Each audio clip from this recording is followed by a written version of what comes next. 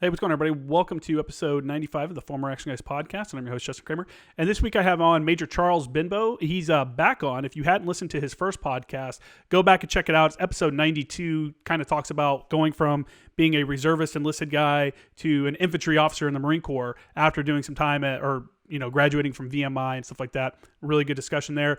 This episode, we talk about his time in Nasiriyah and stuff like that on the first episode because he was in the invasion with Task Force Tarawa. And then this episode, we're talking about he comes back from that deployment to Iraq.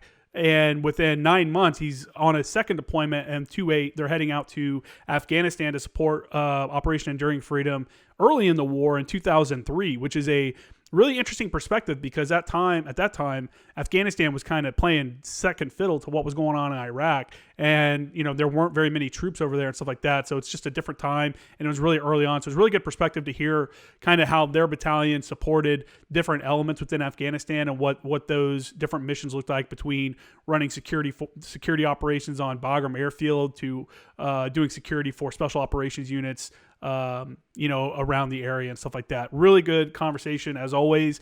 He's done 9 deployments, so we're going to have him on multiple times to discuss that. He's an infantry officer. Well, he was an enlisted guy who was an engineer, infantry officer. He also spent some time at Anglico, which we haven't even got to yet. I think we'll probably get into in the next episode. So really interesting person with a good perspective. So make sure to check that out.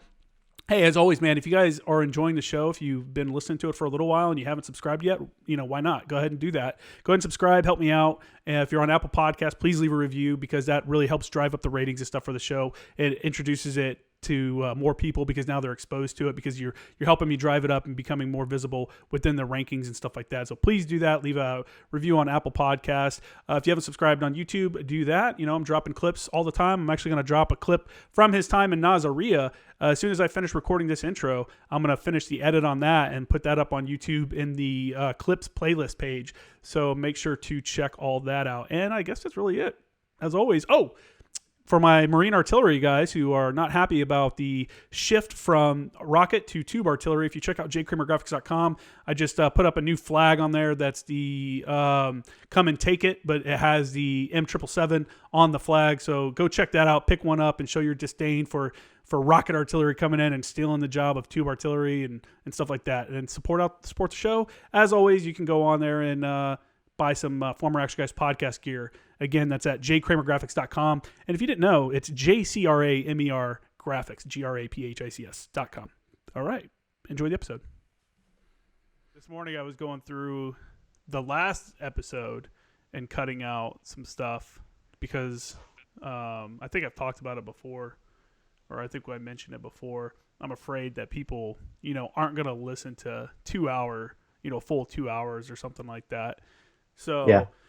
I'm cutting out the Nasiriyah piece right now, and I'm chopping it up into all the little just the little things out of it to shorten it up so that people can hear that whole piece of the story because it's obviously that's really important.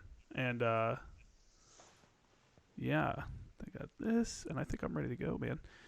But cool.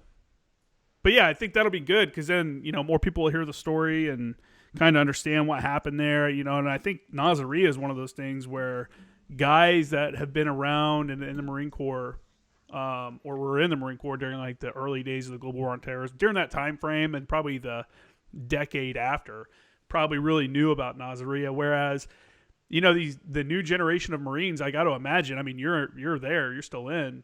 I imagine a lot of the younger guys don't even know about some of these battles that we find as being as impactful or, because they just weren't exposed to it at the time and stuff like that. Is that something you've seen while you've been in?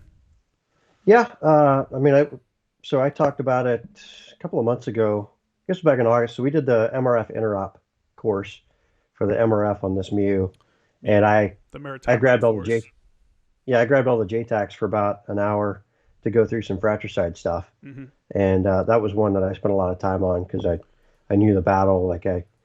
I pulled Mott's fratricide class. I had to clean up a few things that they had. They had a few details slightly wrong, like the order of the companies as they were moving into the battle and so on. But it's just, and I found, I don't know how much I could talk. There was a thing on High Side that talked about it a little bit, but they talked about uh, like what the Blue Force Trigger cop looked like on that day. Mm.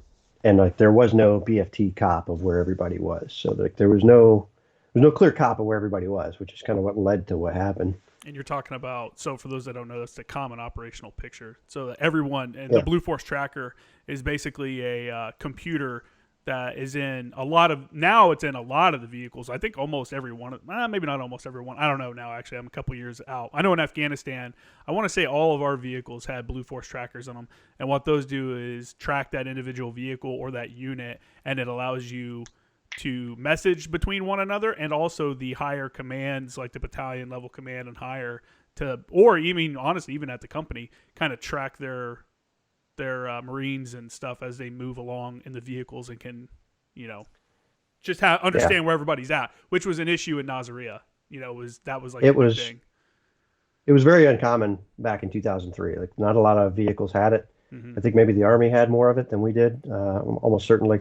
But I only remember like one or two systems in the battalion, maybe. I had never seen it, had never messed with it. I think maybe our cat platoon had it, Mm-hmm. and I don't recall anybody in our company having it. If they did, it might have been the company commander's vehicle, and that was it. That's crazy. Yeah, I mean, it's we take for granted, the technology. It's kind of like one of those things, just like an afterthought now. But 10 years ago, like smartphones Yeah, and stuff have only been around for what, 10, 15 years? Like getting on the yeah, internet, I think you could really, really only get on the internet on your phone in 2006, 2005 time frame, like when Blackberries first started doing their thing and stuff like that. And it was very basic. And so to think that people were fighting without that operational picture, whereas today higher commands, the technology's so good, there's drones, there's all this stuff. Higher commands want to see exactly what's happening before they make a decision a lot of times. Do you see that as like an issue? The over, the over, I don't know, management of the, they're micromanaging almost every move at some points. It seemed like in Afghanistan towards the latter part of it, like trying to do strikes, or to the point where you'd see company commanders or battalion commanders watching their dudes on patrol via GBOS or something like that, a camera system, and telling, hey, so-and-so doesn't have their gloves on. Why doesn't so-and-so have their gloves on? Tell that, radio to the patrol and tell so-and-so to put his gloves on. As a Marine infantry officer, what do you think about, like, do you think the micromanagement is a little too much now? Um, I honestly, I never ran into any of the like egregious cases. Like I've heard of some pretty severe cases of like, I've talked to guys that I work with who have talked about patrols, like observing a VBID, and they're calling to the COC, and then the COC is calling back and saying, "Hey, you guys need to roll your sleeves down," Yeah. because they had the sleeves cuffed, or they were using the ISR to look at them and check that they were their uniforms. Yeah. Uh, I've never seen anything like that personally. Probably the worst I've seen, my 2007 deployment. Apparently, uh, I was working with an Army unit, and I think their squadron COC had a tendency to check people's like speed on the Blue Force Tracker when they saw you driving down MSR Mobile. Somebody in the COC would check your icon and see what speed you were driving, and if you were there was a speed limit. I think you were supposed to go like 25 kph Yeah. or something crazy. And if you were exceeding that, you get hemmed up. Was that the So Iraqi speed limit, or was that like a self-imposed? that was self-imposed by us, by the U.S. That's so forces. stupid, man, because it seems like you'd want to vary your speeds and drive like a normal person to, one, throw off any triggermen that are waiting, for whatever, somebody that active. I can't remember what it's actually called, but someone that activates it as they're going by. Command det. Yeah, Command det IED. Yeah, like stupid. yeah. But I never saw. I can't think of any instances that I came across personally of like somebody using an ISR or a GBOS to like check on us and see what we were doing and make sure weren't up to we weren't supposed to. Or I never personally encountered it. There can be a temptation to do it, Mm-hmm. but I remember I don't one know. It time just feels like a waste. when I was in Afghanistan. I was when I was on my advisor team in 2013. I don't remember if we were taking contact or something was going on, and I was shooting we can never get approval from the Americans. Like 3-4 was our battalion that was in Sangin with us. We were the advisor team. We were on FOB Jackson with 3-4 with one of the companies. There was a company from 3-4 there as well. But we weren't like attached to them. We were kind of operating just within their battle space. But they weren't, at that point in time, they weren't going outside the wire or anything like that because they wanted this is in 13, they wanted the focus to be on the Afghans, to be like, hey, the Afghans need to start fighting on their own now. Totally get it. Sucks for the guys that were with 3-4 that wanted to go outside the wire and Sangin. But it is what it is. And we would go out, and I remember one time we were doing a mortar call for fire or something like that, and I was using the Afghan mortars. And the artillery officer for whatever company was at Jackson, I can't remember if it might have been Kilo or something like that, but whatever company was there, he like radios me and he's like, hey man, I'm watching the rounds and via PGSS, which is the blimp. For those that don't know, it's like a big ass blimp with a camera on it that they fly up and it can see forever. And, he's like, I'm watching the rounds. He's like, I created a formula on Excel and here's the corrections I think you need to give. And I'm like, are you serious right now, dude? Like, I'm literally right here on the ground, like watching the impacts, and you're trying to give me corrections via the blimp that are like not even like doctrine. It's just like you created he's probably some math nerd. He's an artillery officer, so he's some math nerd. And he created some shit on Excel and was like, here's the corrections. And I'm like, yeah, I got it, dude. But like shit like that, I'm like, what are you doing? Like you're wasting my time right now. But yeah, it's funny. Yeah, I mean, I can think of, I mean, it can also be really useful. Like the Army is really good at using PFT. And in 2010, I was in Mosul and we had some of our Iraqis get into a tick, troops in contact. So they were in a firefight, and, we got word through the Iraqi Sea, and I was able to jump on BFT and send a message to a section of Kiowas that was flying over the city. Oh, cool. Like, hey fellas, I need you to go over to this location. Some Iraqis are in contact, and come onto this net. And I literally sent them our net ID for our main net that we were using. Yeah. And like 30 seconds later, they came up on our net and went over to where I asked them to, and they went and flew some passes, did some shows of force over the Iraqis, and got the bad guys to break contact. Yeah, and for those that don't know what it means, when come up on the net is the same frequency. He's sending over basically their frequency for that, to talk to each other on the radio. So that's pretty awesome. I mean, obviously technology overall, I think we're better off with the technology, right? But there are those instances where people abuse it and it becomes a hindrance. And I think a hindrance a lot of us saw on later deployments to OEF and stuff like that was the micromanagement of like, hey, I need to see, the regimental commander needs to see the target area and stuff like that before he's going to approve a strike. Stuff that was taken up above the battalion level. They had HIMARS, which was obviously it's a huge asset. It's now they're shifting it into where it's going to basically a tactical asset, where before it's always been considered like a more of a theater kind of asset because it's range and stuff like that. But they would have HIMARS approval at the regiment but not at the battalion. Like you couldn't get it at the battalion, and I never understood why. And at some point, I think we talked them into letting us have the battalion approval for that. But it was like just having that, like you guys having that extra step for whatever reason, for no real reason, is just causing like an issue. And I understand that they have to the air assets that have to be diverted. The air traffic that has to be diverted because of the altitude of the shot, because it's like tens and thousands of feet in altitude, like you're asking commercial airliners to move. I understand that as part of why it's a higher level of approval, but at the same time, that doesn't necessarily need to be coming from the fire section. That's like an air side. I don't know. I'm talking specifics that people that they're in the fires community probably understand what I'm talking about, but it's just like these things that it's like, oh, the commander has to see it on ISR before he'll release an ordinance or something like that. When it's like, dude, I'm on the ground, I'm telling you what's happening. It makes me think that you don't trust me to do my job, or that I'm not a professional out here, and you want to see it for yourself, and which is a lot of times wasting valuable time, can be dangerous for the guys that are on the ground.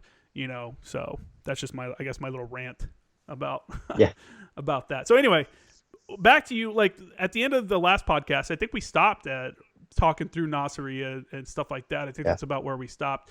Do you want to talk? Well, you kind of talked, I think, about your transition back as well on ship, and I guess we'll just pick up from there. So when you guys came back from the deployment, what was your plan and stuff? So we got back. I think we talked like we got back really early July. Like I mean, we made the July 4th '96. Like I remember being at a buddy's like his parents' lake house on July 4th. So we were back really early, and it was. But we like the rest of the battalion had been back for a week by the time we got back. So they basically like we showed up and they're like, hey, go away for the '96, and then we came back and then they put us out on like 30 days leave, something like that. Mm-hmm. And then they did a bunch of like, the battalion kind of spread to the winds. Like the battalion commander departed, the company commander departed. A bunch of my NCOs took off. My platoon sergeant moved up to another platoon. They started shuffling all the officers around. I was fortunate enough to get to stay with the same platoon. Mm-hmm. So, and we got back and like, hey, just kind of go take some time off, like cool your heels for a little bit. We were looking at a UDP the following summer, I think was the plan. So they're like, hey, we're back in that kind of phase of like everybody's going to go away and then start going to schools and trying to rebuild the battalion. Mm-hmm. So, we got back from leave and we started doing some basic field ops. Like we went to ranges and did BZO and that kind of stuff. Nothing too crazy. Yeah. The guy who moved up to be the XO decided he was going to, we didn't get a new company commander at first. So he dual hatted as XO company commander for a while we were doing that. And then it started to get a little crazy. Like, I think somewhere end of August, early September, I came back into the company office one day and the XO goes, hey man, like I can't dual hat anymore. Like this is getting to be too much. I need you to go pull this XO meeting. Like, okay, no big deal. So I go up to this XO meeting with the battalion XO, like completely unprepared. Like I walked in like 5 minutes later and I got ambushed on a couple issues, but That sucks. nothing big. But the thing that stands out to me about the meeting is at the end of the meeting, the battalion XO goes, hey, listen, guys, there is absolutely no truth to this Afghanistan rumor. So make sure you pass that word. And I hadn't heard any Afghanistan rumors. So I was like, okay, right. So we go back down, we hold a company meeting, and I pass the same thing to all the guys in the company, like, hey, whatever Afghanistan rumor is going around is apparently not true. We're not going to Afghanistan. We're going on UDP next year. So, just kind of squash the rumors. And then the end of that week, the new company commander checks in, and he goes up, gets his in brief with the battalion commander. He comes down, does a change of command, does the standard like school circle with the company, everybody in. Mm-hmm. It's like, hey gentlemen, great to meet you. Looking forward to working with you. Just so you guys know, we are going to deploy to Afghanistan sometime in November. Like so this was like mid-September, so we had like a month to get ready. But that stuck out to me. Like, you didn't even know? No, there was no heads up, huh? That's crazy. That quick of a Oh hey, by the way, this was sometime in September, like mid to late September when he took over, man. I guess. And yeah, I mean, one, I was a little angry at the battalion XO for I bet making me go past everybody like, hey, there's no truth to this rumor whatsoever. And then not even a week later, the company commander was like, hey guys, we're going to Afghanistan. But I mean, that's just life in the Marine Corps. For sure. What was the reception amongst not just like you and your peers, but like the Marines themselves that had just come back from this Iraq deployment? Because obviously, when you come back from a deployment, like you were saying, the unit refits, guys are getting out, guys are moving to other units, there's other orders to be executed, you get new guys in.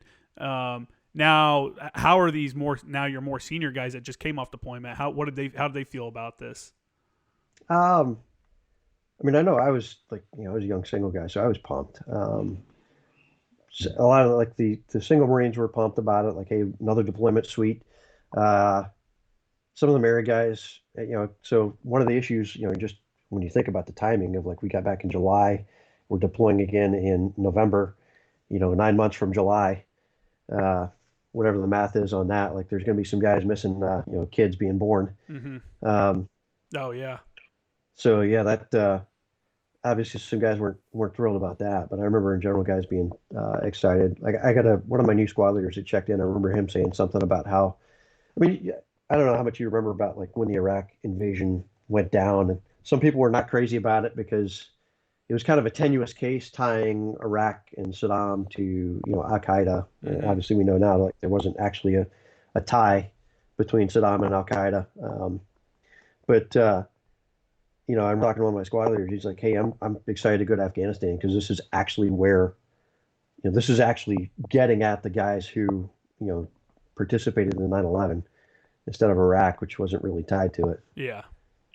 So we also, I mean, we didn't really know what to expect. There weren't a lot of forces in Afghanistan at the time, a very small presence there, Mm-hmm. a lot of SOF and very few conventional forces. So we didn't really know what the mission was going to be. And then, like I said, we had a month to get ready. And so, and that's, I mean, that's a month of training. So we basically went to the field for like 4 weeks.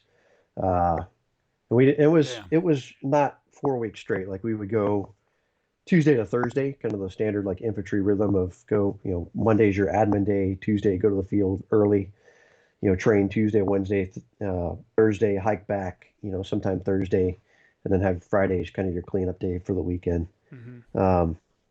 So we did that, but I mean, it was just 4 weeks straight of going out. And the battalion commander looked at it. He's like, "Hey, like, we're not going to go to Bridgeport. We're not going to do any mountain specific training because the Marine Corps just can't move that fast to get us. So we're just going to focus on the basics. We're going to go do offense and defense for 4 weeks." So we went to Probably a good call. did some patrolling exercises. We went to any of the infantrymen out there familiar with Golf 6 on Camp Lejeune. It's the company battle course. It's to practice company attacks Mm-hmm. on fortified positions. So we basically went there. We did at least 2 weeks on Golf 6 doing platoon and company attacks. The one thing I remember is that it rained every single week. Oh, really? Yeah. Like, you guys, I mean, I'm sure you've heard the joke about every infantry battalion has its own cloud that follows it when it goes to the field. Yeah. Yeah, and that was absolutely an effect. And you I don't remember, mention the rain while you're in the field if it's not raining. yeah, it seemed like, I'm sure some of this is just memory, but it seemed like, Monday would always be like sunny and nice. And then Tuesday morning, like driving in early in the morning to go to the armory, and you could see the clouds in the sky, and like, please, please just hold off. Don't rain this time. Mm-hmm. And we hold formation, we get our counts. It wouldn't be raining yet, and it seemed like every single time we'd right face, forward march or out step march, and we'd start hiking. And as soon as that happened, you'd start hearing the raindrops on top of your Kevlar. Yeah. And then it would just rain the rest of the time. Like we did our platoon attack on Golf 6, and I remember that Golf 6 has a trench system on it that you're supposed to assault Mm-hmm. as part of the training. And I remember the trenches being completely submerged. Like we weren't even able to get into the trenches. And they like my platoon, when we did our attack, it went really well. The only thing that we had to remediate was the fact that nobody would actually do the fire movement. I'm up, they see me, I'm down, because it was like calf deep water Yeah. where we were firing and moving. So, the guys decided to just assault through. And so we had to go back and remediate fire movement, which I couldn't really blame them for not wanting to like dive into the prone and that Yeah, crap. for sure. The guys that's only ever been stationed at Pendleton have no idea. Yeah, Zero rain. definitely get appreciation. Like, don't wear Gore-Tex boots to the field in Camp Lejeune because you're gonna go above your boot tops, and those things never dry. Yeah, for sure. Yeah, I never wore those. I Um, never liked those, except for in yeah, the winter time, like when we were in Alaska. That's what we initially had before we got our Mickey Mouse boots. plus our company SOP was if you look at those who aren't familiar with Camp Lejeune, like there's a river, the New River kind of runs through it and splits it kind of into north and south, or like northeast, southwest, Yeah. whatever. But main side's on one side of the river, and then there's some ranges on the other side of the river, but they're mostly used by the School of Infantry. Mm-hmm. And our company SOP was anything that was on the same side of the river, we would hike to and from. So we hiked to Golf 6 several times. We hiked out some of the other ranges out there. So we did a lot of hiking. But again, it's not really great prep for the mountains because it's Camp Lejeune. It's all flat. Yeah. So, did you guys know anywhere, like at all, where you were going in Afghanistan? Again, like you said, I think it's hard for people to realize unless they were there that Afghanistan wasn't even. It was kind of an afterthought. Like once Iraq started, Afghanistan was really like whatever's going on over there. And like you said, there's very few forces there. So when you guys went, you probably didn't fall under ISAF, right? Or you guys fell into like No, we didn't. different areas that like my generation, we were all in Helmand province. You guys, were Yeah. you guys in Helmand also, or were you guys somewhere else No. within the country? So like I said, we didn't fall under ISAF. ISAF was mostly down in Kabul. ISAF was a very small contingent at that time. Most of the U.S. forces didn't report to ISAF Which is the NATO because forces, ISAF for was, those that don't know what I'm talking about. yeah, International Security Assistance Force. And that's what they were doing, security assistance. Like they were just training ANA around Kabul, as I remember. So it was a very, very small presence that I remember. We fell under, it was called CJTF 180, Combined or Coalition Joint Task Force 180. And it was headquartered in Bagram. So what we found out as we were getting ready, we were replacing, the reason all this came up out of the sudden is there was an Italian, I think it was a Carabinieri battalion, which is kind of like MPs, that was stationed at Bagram, and they were like they all of a sudden weren't deploying anymore. Italy pulled them out, or they got remissioned. I don't know exactly what the story was, but we were going to replace the Italians, and so they were doing the perimeter security around Bagram Airfield. So that started out as what we were going to do. Is we were going to be the perimeter security, man the towers around Bagram Airfield. But as you know, like the Army figured out we were coming out with a full infantry battalion, so they started to pull some of their guys off of other missions because they had a brigade from the 10th Mountain Division out there, and that they were pulling some other security force Sec 4 duties elsewhere and pulling like a QRF on Bagram. So they wanted to start getting their guys off of those missions, just like every like maneuver brigade or battalion commander. They want to have a mission where they can go get in the field and maneuver their units. Yeah.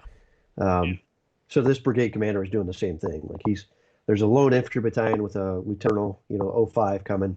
This brigade's got an 06, a full colonel. So obviously he's got some more WASP to like, hey, I'm going to get my guys off these other lower tier missions so we can go out and do other things. And we'll have the Marines backfill. So what we ended up with, we had 3 missions. One was the perimeter security for Bagram. One was a Sec 4 mission for a special forces, I think it's called an advanced operations base, AOB, which is basically their company headquarters, is how it works out in a place called Asadabad, Afghanistan, which is up in Kunar province, kind of in the Hindu Kush. It's right off, we were maybe 10, 15 kilometers from the Pakistan border in Asadabad. Okay. And so we had that Sec 4 mission, and then we had the QRF mission at Bagram, which was quick reaction force, like most Marines know it as like Bald Eagle, which is a company-sized QRF for Sparrowhawk. So that was the 3 missions that we had. And then as we were prepping, we found out like ARC was going to go do the Sec 4 mission in Asadabad first. In Asadabad, if nobody's familiar with it, like that's later on in the war became pretty prominent. Like that's where like Ganjagal, where Dakota Meyer got into the Battle of Ganjagal, where he received a Medal of Honor. Is fairly close to Asadabad, maybe like 15, 20 kilometers away. I can't remember the name of the mountain right now where Lone Survivor happened, but that's in Kunar province. It's maybe 20, 25 kilometers away from Asadabad. Maybe further, but they're all kind of in the same area. So Asadabad's like the main base right there that provides like reaction forces and stuff like that? It was at the time. Jalalabad was a bigger base because it had an actual air, but Asadabad was, I forget the distance from Jabad to Asadabad. But so that's when we found out we were going to go do the Sec 4 mission in Asadabad, which was considered the sexier mission of the 3. Battalion's plan was, hey, we're going to give everybody 2 months on each mission, and we're going to rotate the companies through each one. So even though we were getting the better mission up front, we were only going to get 2 months out there. That's probably the way to go, though, because I think once you're in place, they'll be like, why would we move once you've felt the area out? Like, now that you know your job, why would we rotate you out? I'd want to be on the cool mission first in case you get stuck there for the entire deployment. Yeah, well, that's not what happened, fortunately. So we deployed. So we got, it ended up we deployed later in November. So we actually got. This is of 03, right? 03, yeah. Man, that's crazy. That's so early for Afghanistan. We had the ball, like we did the Veterans Day, 96, all that stuff. We got some time off for that. We got a little bit of leave, like a week. And then, we left, I think right before Thanksgiving. Like I got into Afghanistan, into Bagram just in time for Thanksgiving. How was real quick, how was the Marine Corps ball like right before you're going on a combat deployment? Like, what did you guys? Did it feel any different? Like, one that ball's a little hazy. well, yeah, there you go. So it So was a good ball. I don't think we did a division, or I don't think we did a battalion ball. We went to the division, like Okay. I went to the division officers ball that I remember, and ended up down in Wilmington, uh, with one of I think our RDFO and I went down to Wilmington together in our blues, and yeah, it got a little hazy because That makes like sense. we did. It was actually amazing. Like anybody who's been on the East Coast knows that Wilmington's generally not the most receptive town to Marines. They Yeah, don't they're not. tend to look. You tend to run into issues where clubs want to charge you like a membership fee to get in, all Yeah, that kind of I stuff. remember that when I was But out there. Yep. yeah, but Pat Keen and I went down there. Man, we didn't pay a dime for anything. We didn't pay a cover charge to get in the door anywhere. We didn't pay for a drink. Hmm. Uh, so we had a blast. But yeah, we definitely wanted to enjoy ourselves and partied up since we knew that we were about to go back overseas and not have a chance to drink again for a while. Hmm. Um, I do remember we rolled in, like we had a battalion, I think we had a 96 that started the next day, and they had a formation to start the 96. And he and I rolled in like 15 minutes prior to the 96 Nice. from Wilmington, still in our blues. Uh, and fortunately the formation was on the other side of the battalion office, so we were able to roll into the company office on the outside, and change over into civvies that we had staged in the office, and then run out the other side of the formation. But I wasn't fooling anybody. I remember my NCOs shaking their heads when I came rolling out the formation That's funny. in my civvies, getting out there just in time. Playing it just Um, right. yeah. So, while that was all going on, worth mentioning. A lot of my squad leaders left. I kept my first squad because he had checked in as a sergeant right before the invasion happened. So he stuck around, but most of my NCOs left. My platoon sergeant moved up to weapons platoon. So, Sergeant Treader moved up to be my acting platoon sergeant for a while. And we did our first couple field ops. And I'd had a couple guys that picked up meritorious corporal, and I moved them into squad leader billets. So they were just, like young, hungry corporals, and really felt like we were kind of gelling really well as a platoon. Like things were going really well. And so one day I'm sitting in the company office, and the company is in Camp Lejeune, or their old converted squad base. So it's a long open bay with basically wall lockers, kind of like cubicle dividers. Hmm. And I see the staff sergeant walk in alphas, which is the green like business suit looking uniform. And he walks by my desk on his way down to check in with the company commander. And I remember looking at the sergeant and saying, "Man, I hope that guy doesn't come to our platoon. We don't need him."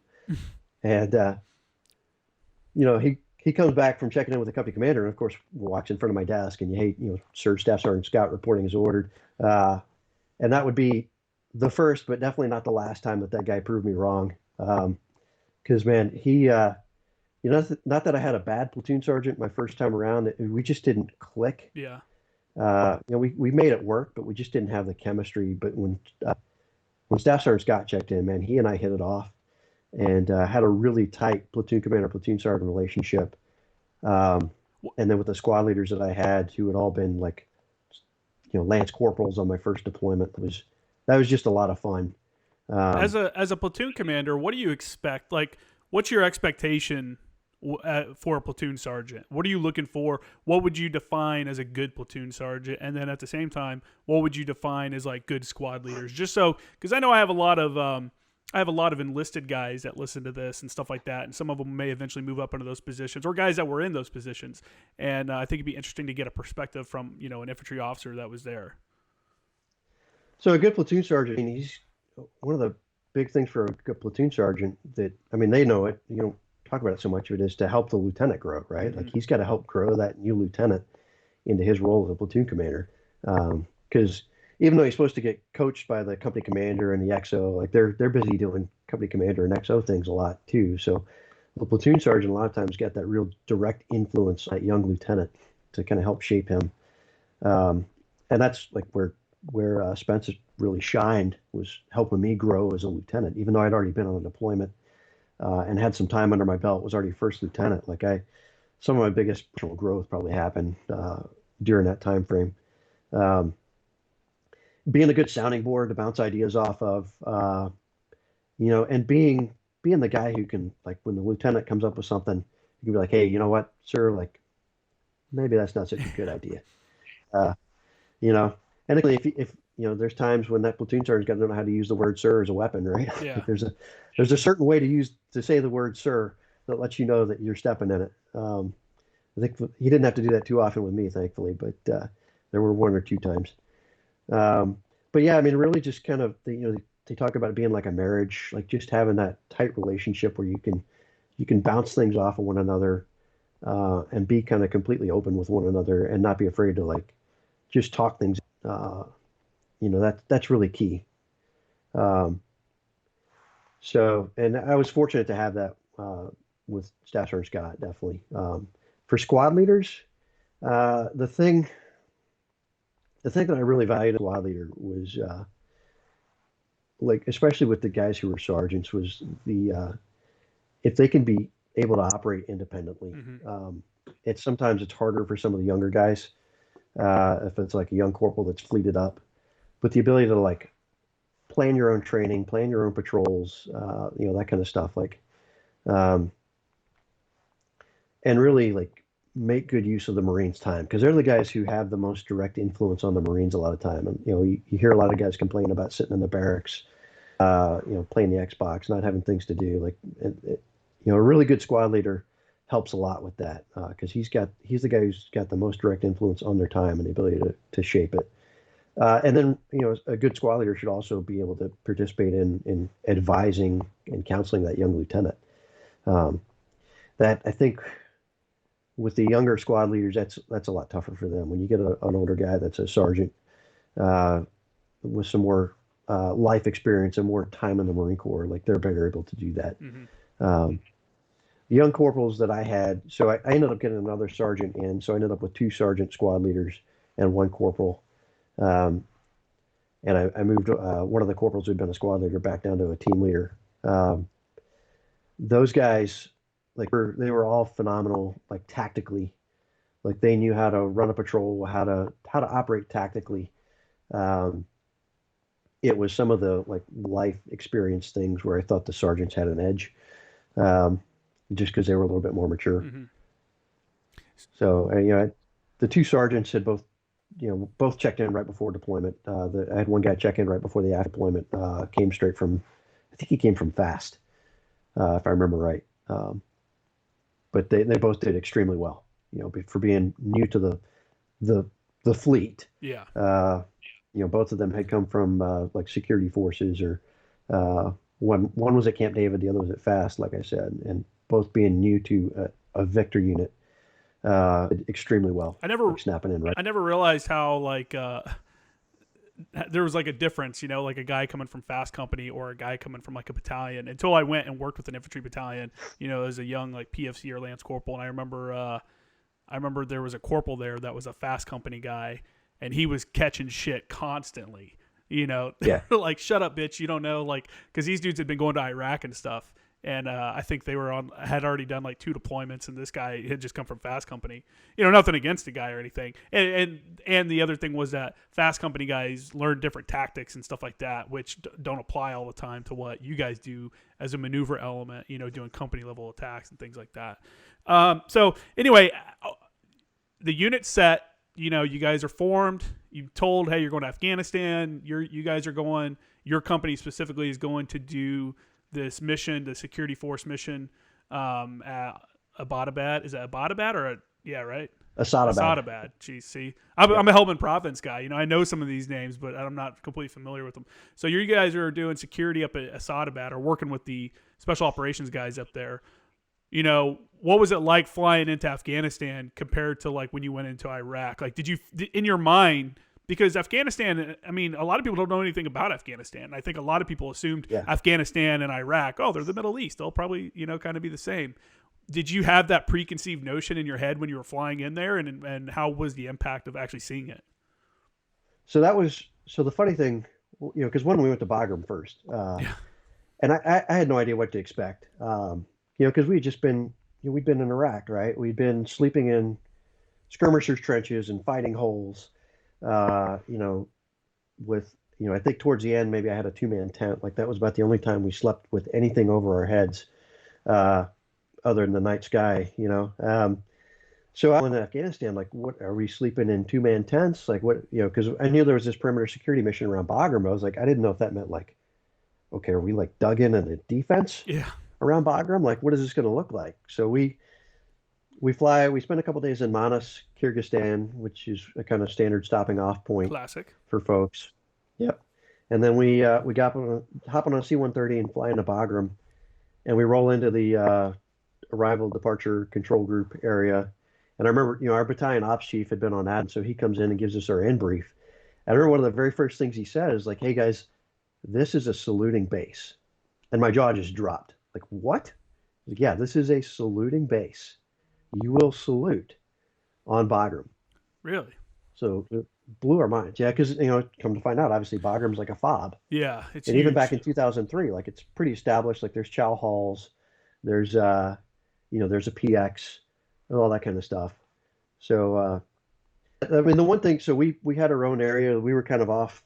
We were on the very northwestern end of Bagram Airfield, and we had our own little camp that they built for our battalion. It was a bunch of SWA huts, which are these like plywood huts.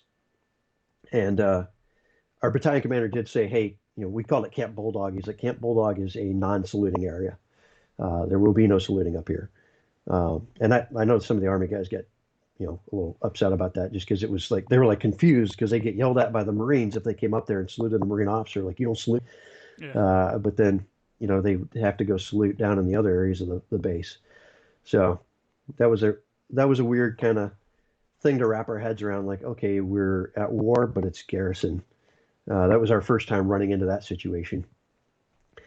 But we were only there. I forget how long I was actually in from. So they wanted to fly all the platoon commanders out to Sadabad early to do basically PDSS or an ADVON, advanced party. So we jumped on a flight within a couple days to get out to Sadabad. Our company commander was already out there from the PDSS, so we flew out to link up with him and just kind of get the lay of the land up there. And so we get there, and it's a similar mission at Sadabad. It was obviously a much smaller base because it was a special forces company there. It was a National Guard Special Forces company out of Utah. And then there were some task force guys there. So for folks who don't know, like when you hear, us talk about things like task force, that's generally Joint Special Operations Command dudes who are just doing like targeting. Mm-hmm. They're just going after folks, kicking in doors. Yeah. Whereas a lot of the times the Special Forces guys, they actually work for CJSOTF, the Coalition Joint Special Operations Task Force, and they're actually like training a partnered force of some type. Mm-hmm. So the Special Forces companies there, and they're working with Afghan militia, essentially. They weren't working, there wasn't ANA up there at the time. They were working more with militia forces. And then there were some task force guys that had been doing targeting around the area when we rolled in. And I remember, like, our company commander, when he went out on PDSS, called back to Camp Lejeune to talk to us, and he's like, "Man, it's like a scene from Star Wars out here. There's so many different like cats and dogs running around this base. It's unreal." So we get out there and start just kind of learning the lay of the land. So I mentioned it was kind of similar to a security mission at Bagram. Like we had towers around the base that we were supposed to end, and then because where the MSS was, it's in a valley, and you've got mountains around you. The way you kind of secure that is you put observation posts up on some of the high ground, the key pieces of high terrain around you, and they're somewhat fortified. So we had 3 observation posts that were up on mountains in vicinity of the base that we had to man. The way his plan was to have one platoon on the towers, one platoon on the OPs, and then one platoon would be available for patrolling. Mm-hmm. And so we went around, we spent a couple days checking out the OPs, hiking up to those. Like one OP was fairly close to the base. Like it was only like a 20-30 minute climb. Mm-hmm. The base itself was about 2,700 feet above sea level. So that one was fairly easy to get to, but then there was OP 1, which was about a 2-hour climb to get to. Get that good leg workout in. Yeah, that was a smoke check. And then there was one across the river that was a much larger OP. It was like a platoon size.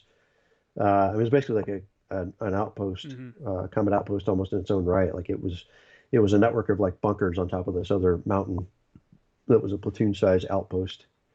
So we were checking those out, spent a couple days doing that. And then my company commander gets tasked. He's like, hey, there's another ODA that's been pushed out to this other base that's about 25 kilometers away, and they need a platoon out there for Sec 4. And so just kind of the way it worked out in the rotation, he's like, hey, Benbow, your platoon's going to be the ones to do it. You're getting on a Black Hawk tomorrow, or it might have been that night. I don't even remember. Like he threw me and the XO on a Black Hawk pretty quickly to fly out to this base and do my own leader's recon out there.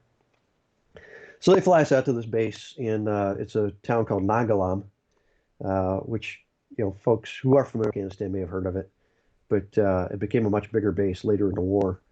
But at the time, it was called Fire Base Catamount because there had been an Army infantry battalion that was based out of there, and they'd had some artillery with them when they were doing some operations in support of task force. Hmm.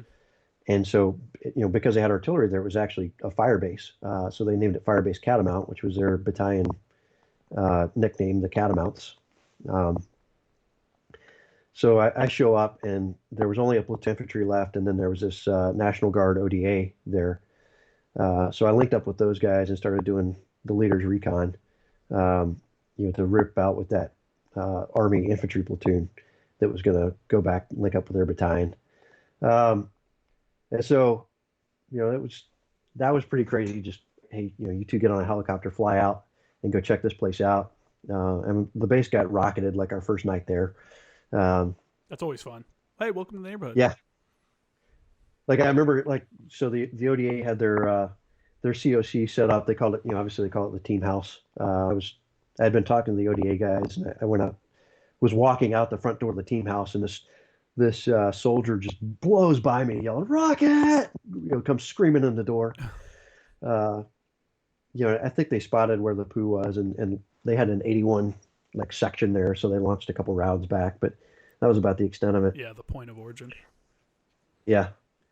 And then, so the XO goes back. He hops on a convoy the next day to go back and give the company commander like his thoughts on how we're going to task organize my platoon to do the mission on this place. And I stayed there with the ODA and kept getting to lay the land with them. I had them send one of my first squad leader out on the next flight so that he could, give me another perspective. Like I'd have another set of eyes. Yeah. It kind of gave me that enlisted perspective to help me look at things and bounce ideas off of. Because my platoon was still in Bagram, so my platoon sergeant was there with the main body.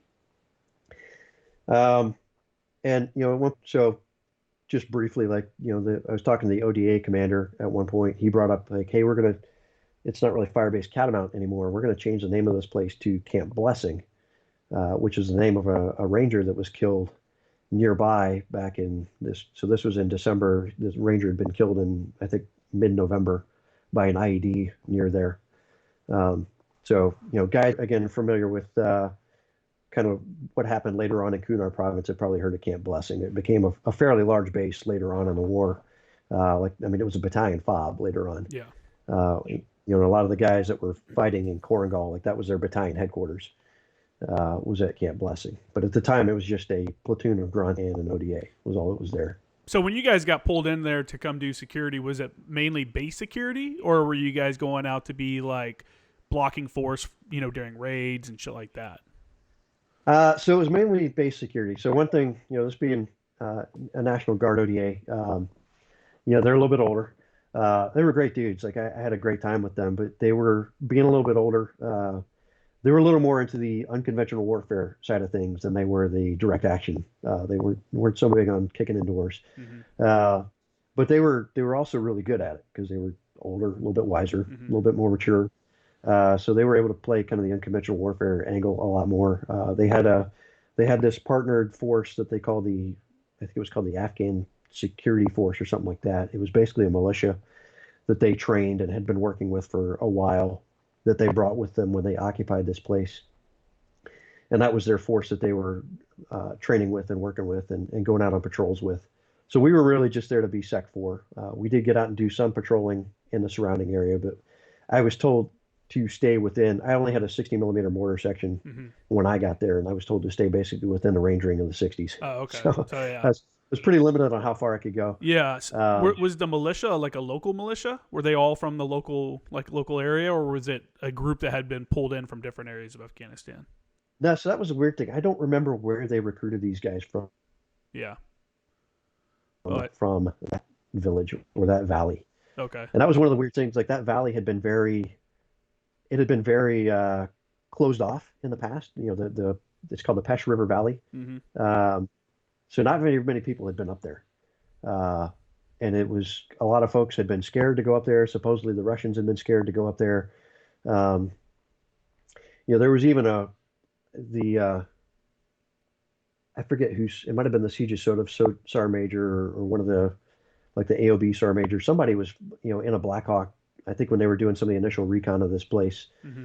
flying up there, and some guy like came out and shot at him from one of the farm fields, and so they land and they actually land and detain the guy instead of just shooting him. Hmm. And they're like, "Hey, what's up, man? Why are you shooting at us?" He's like, "Oh, I always shoot at the Russians." Uh-huh.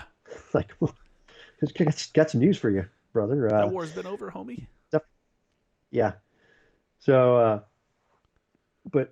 so to rewind a little bit, so I was still just there with just me and the ODA. Like I went on some patrols with them. The Army was showing me around to their OPs that they had set up, and um, so there was one day that we were, the ODA commander comes by where my sergeant and I were billeted. And he's like, "Hey, we're sending a convoy back to Sadabad. You want to hop on?" I was like, "Yeah, that might be a good opportunity to go back and do a face-to-face with my company commander and give him some of my recommendations." And Hmm. it's like, "Yeah, cool. I'll go hop on." So we go down. We're getting together for the convoy.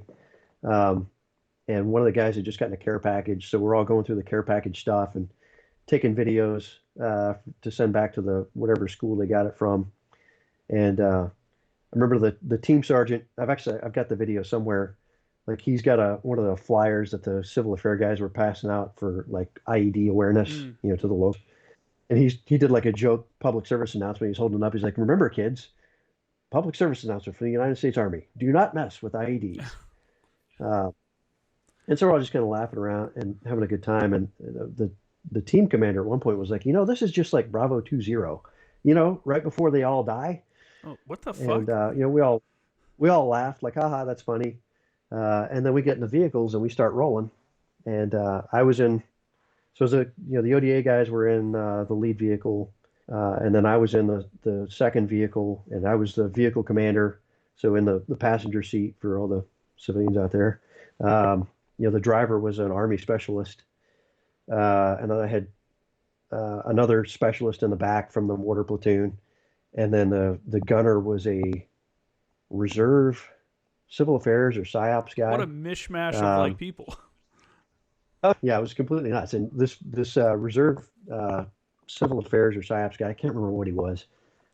He was funny because he looks like Genghis Khan. Like he's darker complexion, had this big beard going on. Just this really soft spoken, like nice guy. Hey, Like what's up, guys? completely, yeah.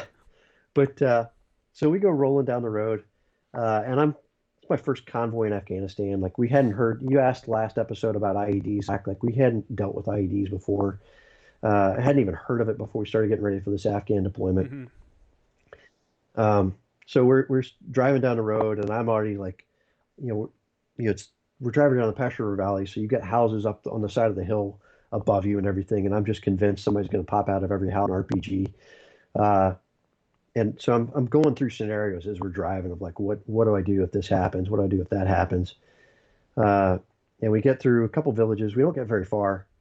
We pull out of one village. We get on this kind of an open area. Um, and I remember the captain radios from the lead vehicle, like, "Hey, we're going to pick up the speed a little bit."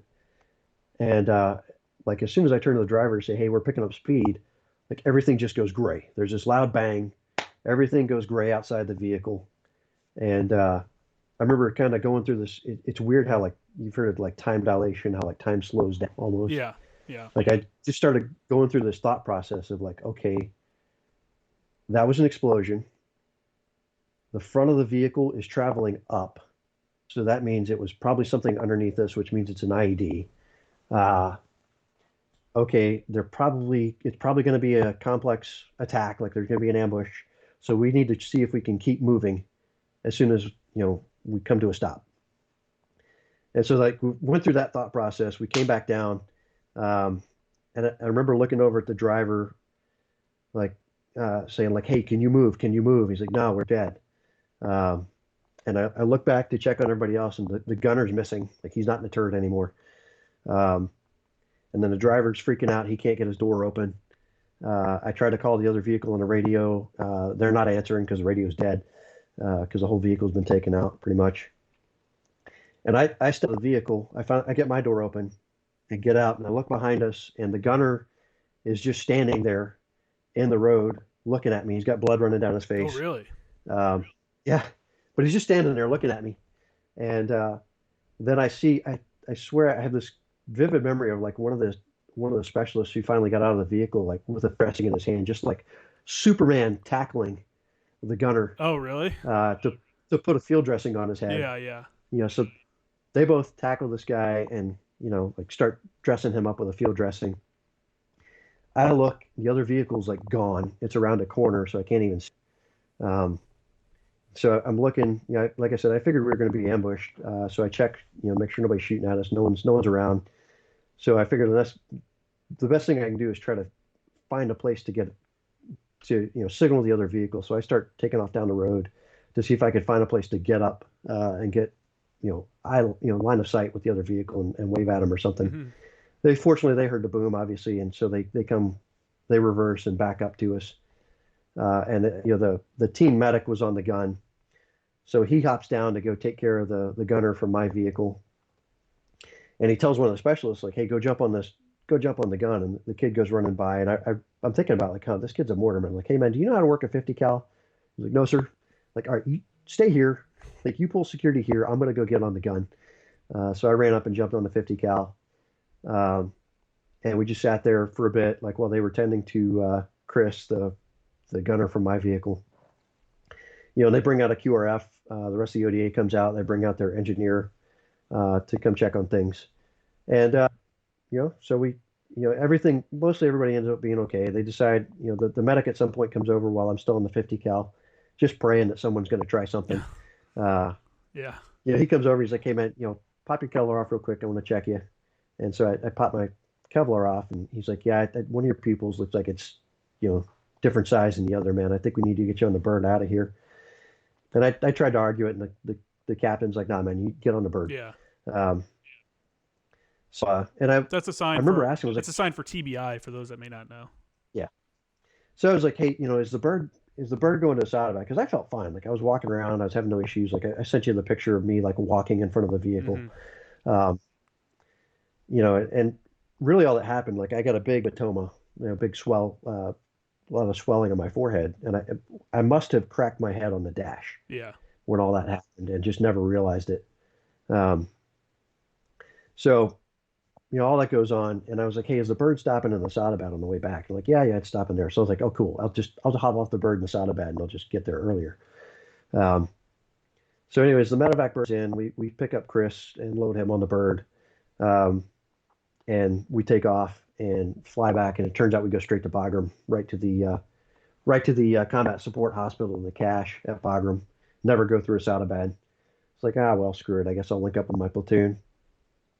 And the battalion medical officer or battalion surgeon and the XO are there at the cache when I walk in, and I walk in and walk out like an hour later. Yeah. Like they do a quick check, they check me for concussion symptoms and all that stuff. And they're like, "All right, we'll go ahead and release you to your command." I think they put me on light duty or something like that.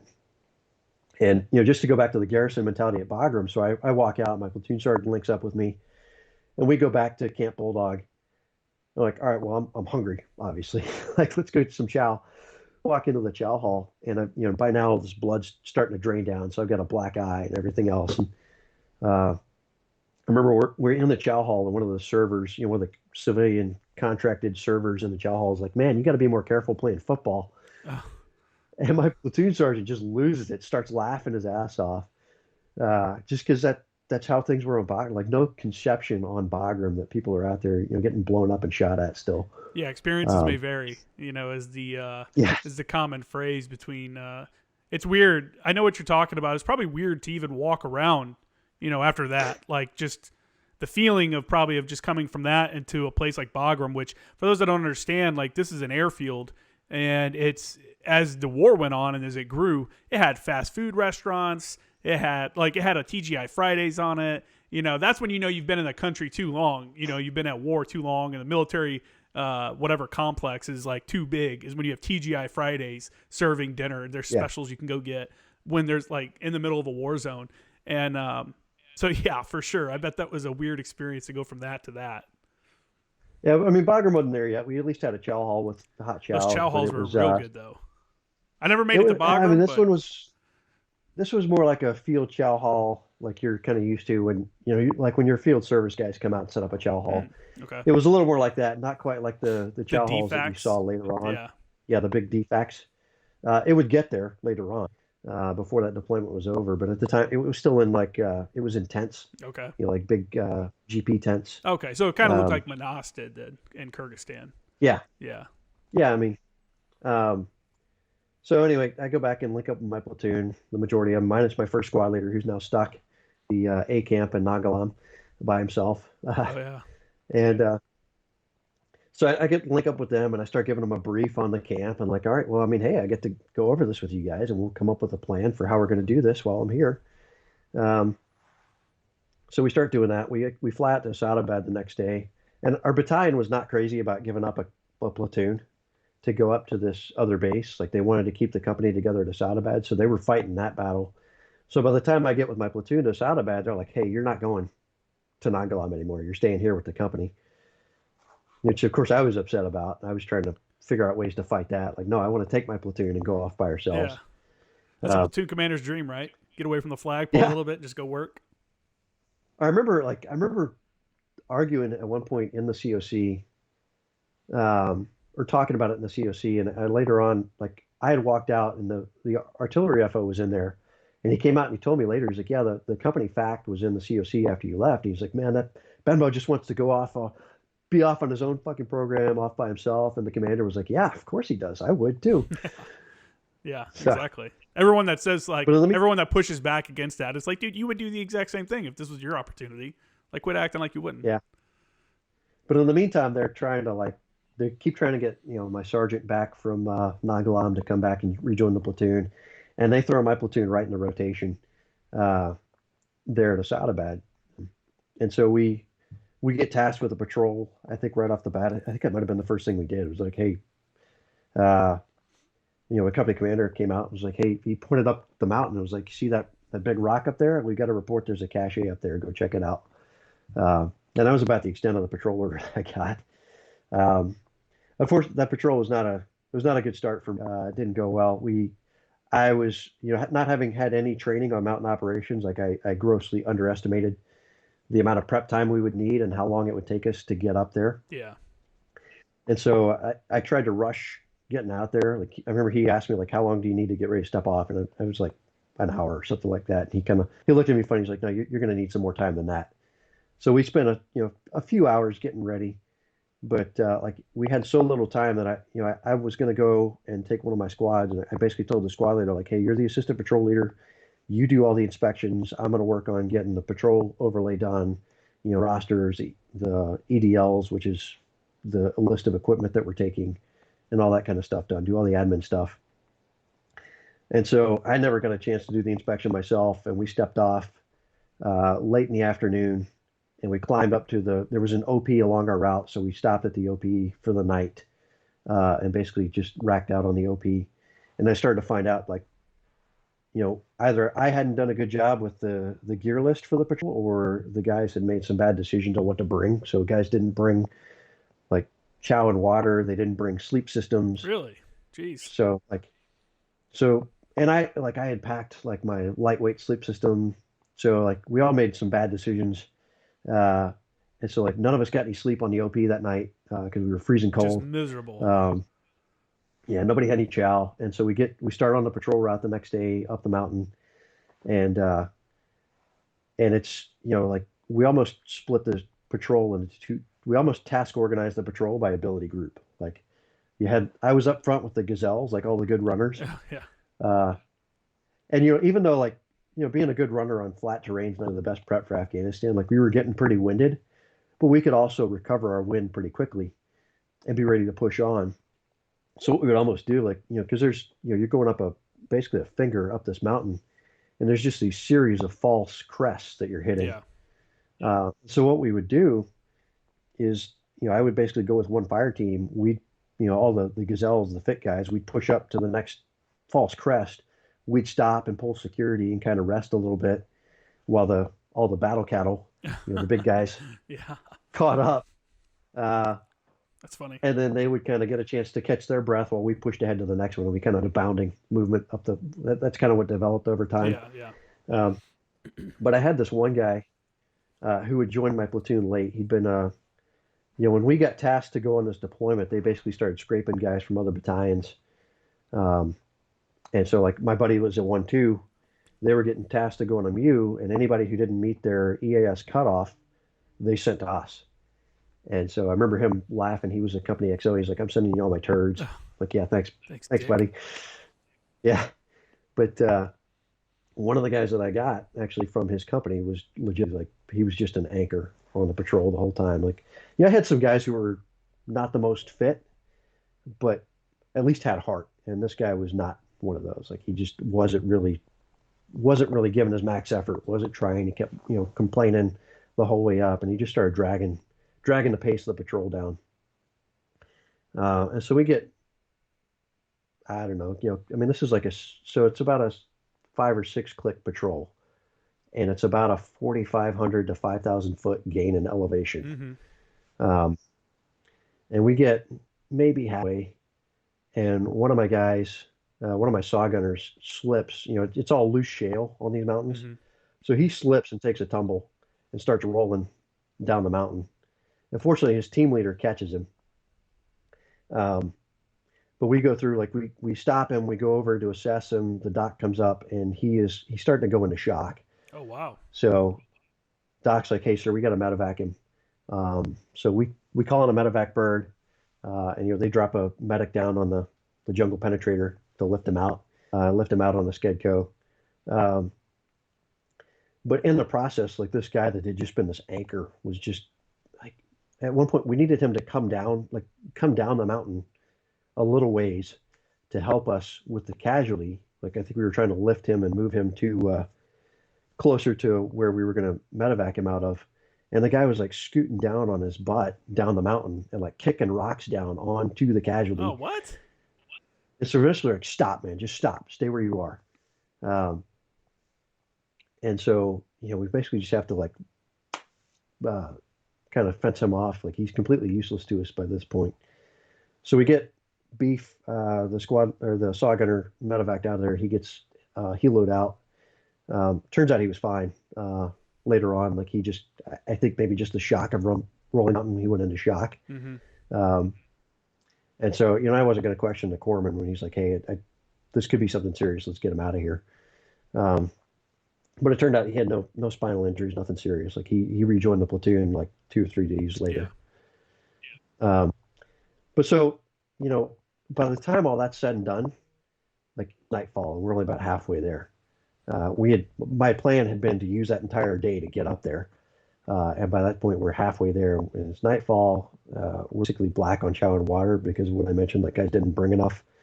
And then we've got to spend the night on the mountain. So we pull security, but again, nobody gets any sleep. So, the next morning, everybody's just absolutely exhausted at this point. Not enough calories in them at that altitude for the amount of work that we've been doing. Yeah. And then I've also got this guy who's just been dragging us down the entire way. And so I had to call the company, like, we're not going to make it. We need to turn back and get resupplied.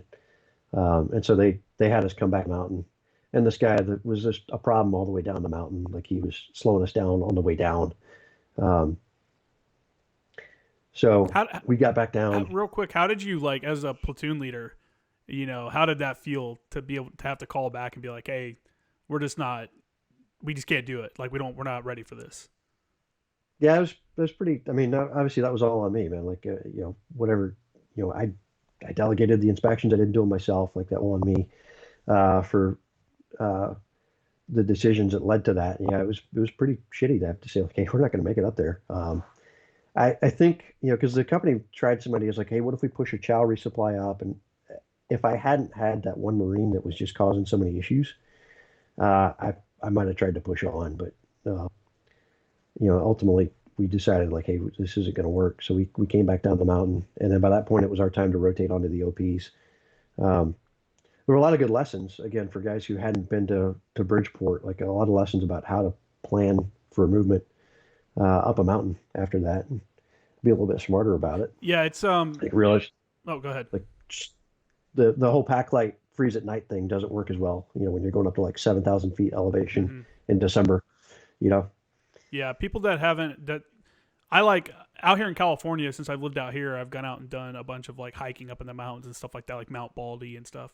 And it's a different, like, kind of, even just hiking for fun is different in the mountains. You have to consider things that you wouldn't normally consider. Every 1,000 feet, you're losing like 5 degrees in temperature or something like that.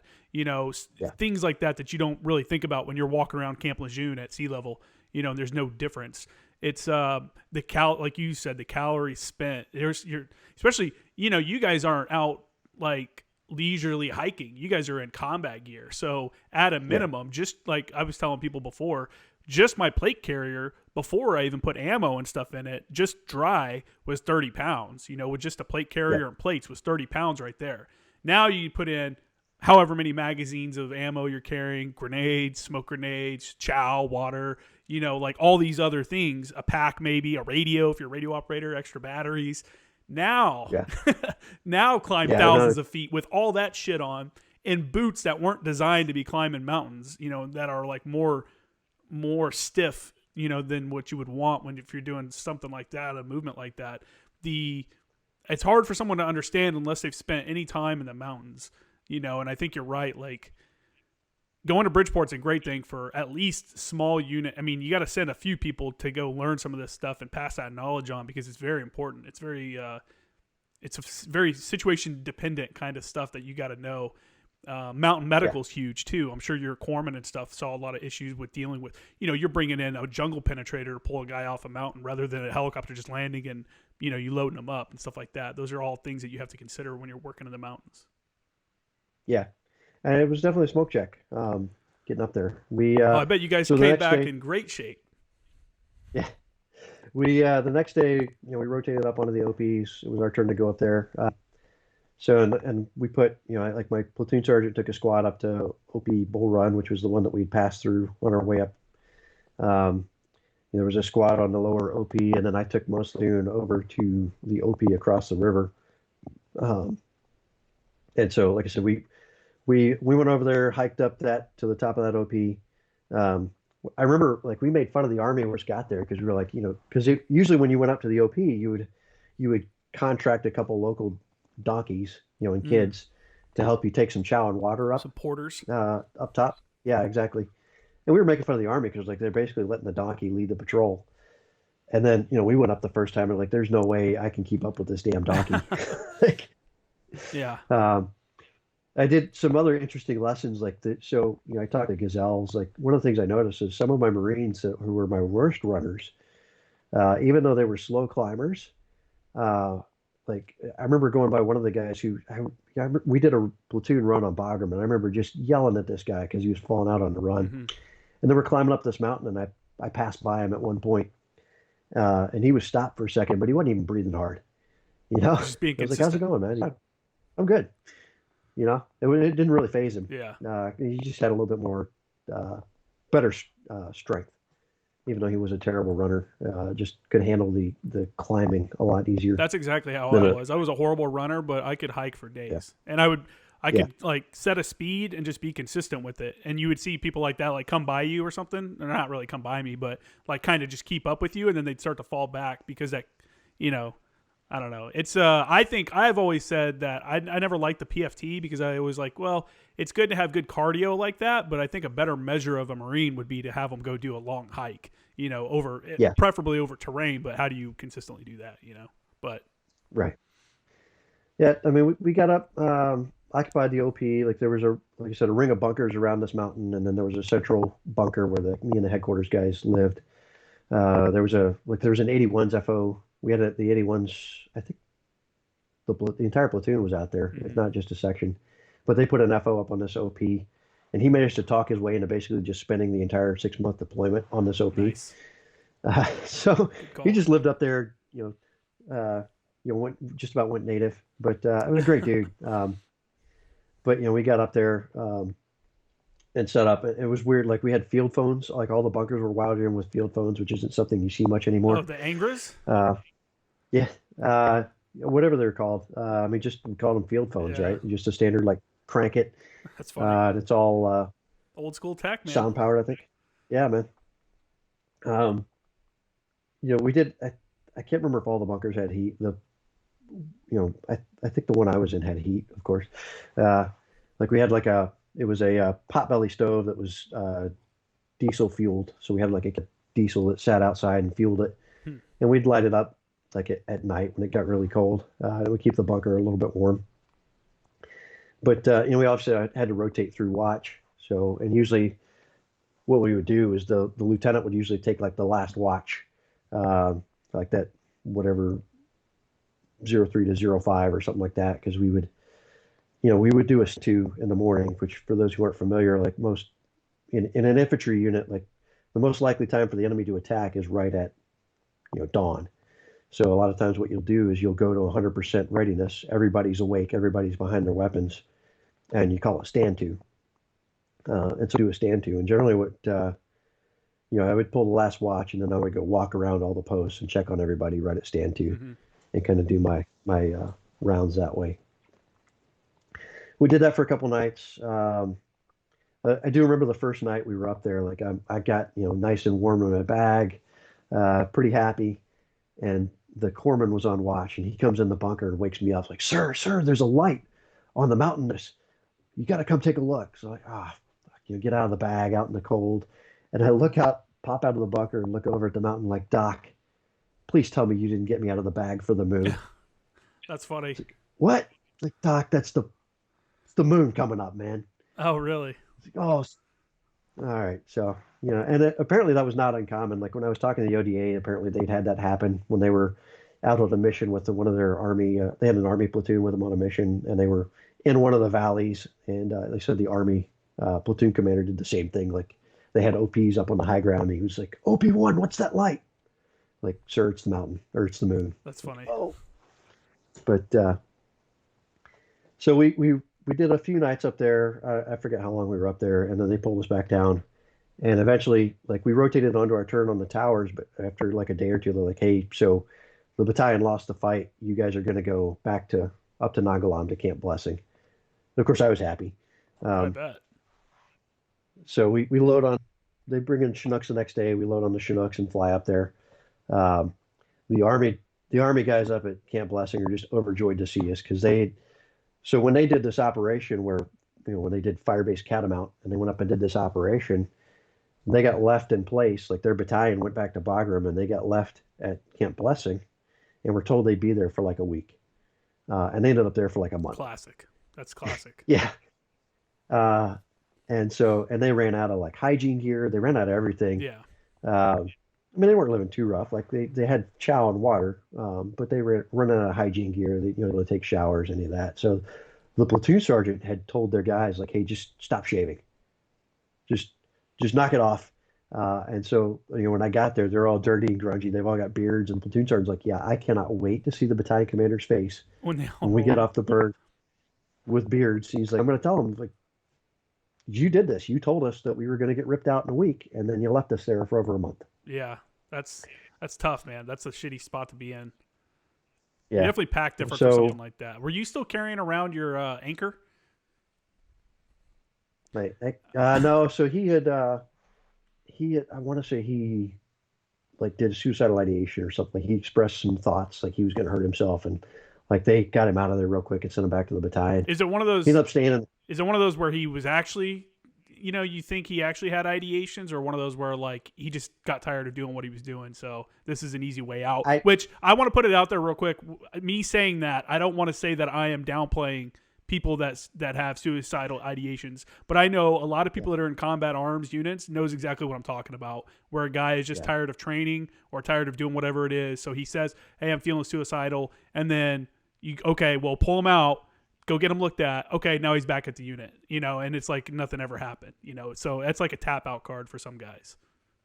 Yeah, I mean, a lot of times you find like they have to go see a competent medical authority to even be actually considered suicidal ideation. A lot of times the medical, the psychiatrist or whoever they see will be like, no, it's not actually ideation, it's something else. But in his case, I don't think he stayed in Afghanistan. So if it had been really ideation, I'm sure they would have sent him away. Yeah. But he went back to the battalion at Bagram and was pulling like camp guard in Bagram after that. So it was kind of like he was probably the only guy in the platoon at that point who wasn't really pulling his weight. So, it worked out, I think, kind of well. When you see that as a platoon commander, when you're looking at that, do you notice someone like that being ostracized, ostracizing themselves from the rest of the platoon? And how do you like deal with that? Because you can't, as being in charge, allow the other guys to treat him, in a negative way or something like that to a point. Obviously they're going to talk shit to him, but they can't like beat the dude for being a piece of shit. How do you, as a leader, as a junior leader at this point, you're still a first lieutenant, deal with that kind of situation? Yeah, and I don't know if I did that well. I mean, maybe that's why he had whatever thoughts he had that led to him leaving. But I don't know. I think in his case, or a case like that, where he's just a non-performer, and clearly the Marines resent it, especially after that patrol where he was just, holding everybody back, making everything worse, making the patrol a lot more difficult. Mm-hmm. I think there was that's something like you probably need to get him out of the platoon at that point. Like he needs to go do something else because there's going to be a ton of resentment at that point. Yeah. That's one of those tough things, like with the infantry, especially back then. Like there wasn't a lot of standards to be in the infantry. You just pass the PFT, right? And make it through boot camp and make it through SOI. So you have guys that make it through that just don't belong, and figuring out what to do with them. Yeah, there's always that 10%. Being able to identify it before they drag everything down and figure out what to do with them, because they still have a contract to the Marine Corps. You can't necessarily just boot them out of the Marine. They still have to do something to fulfill their contract. So finding where they can be gainfully employed, especially like trying to find a way, gainfully employing them helps them as well.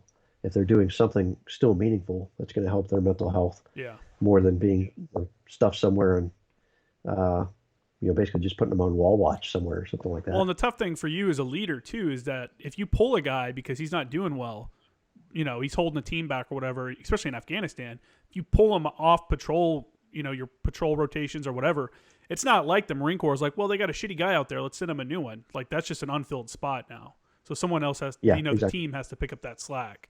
So it's like a tightrope, that you kind of have to balance, where the ability to get the job done and deal with someone like that, like, hey man, you just got to push through and like deal with this person.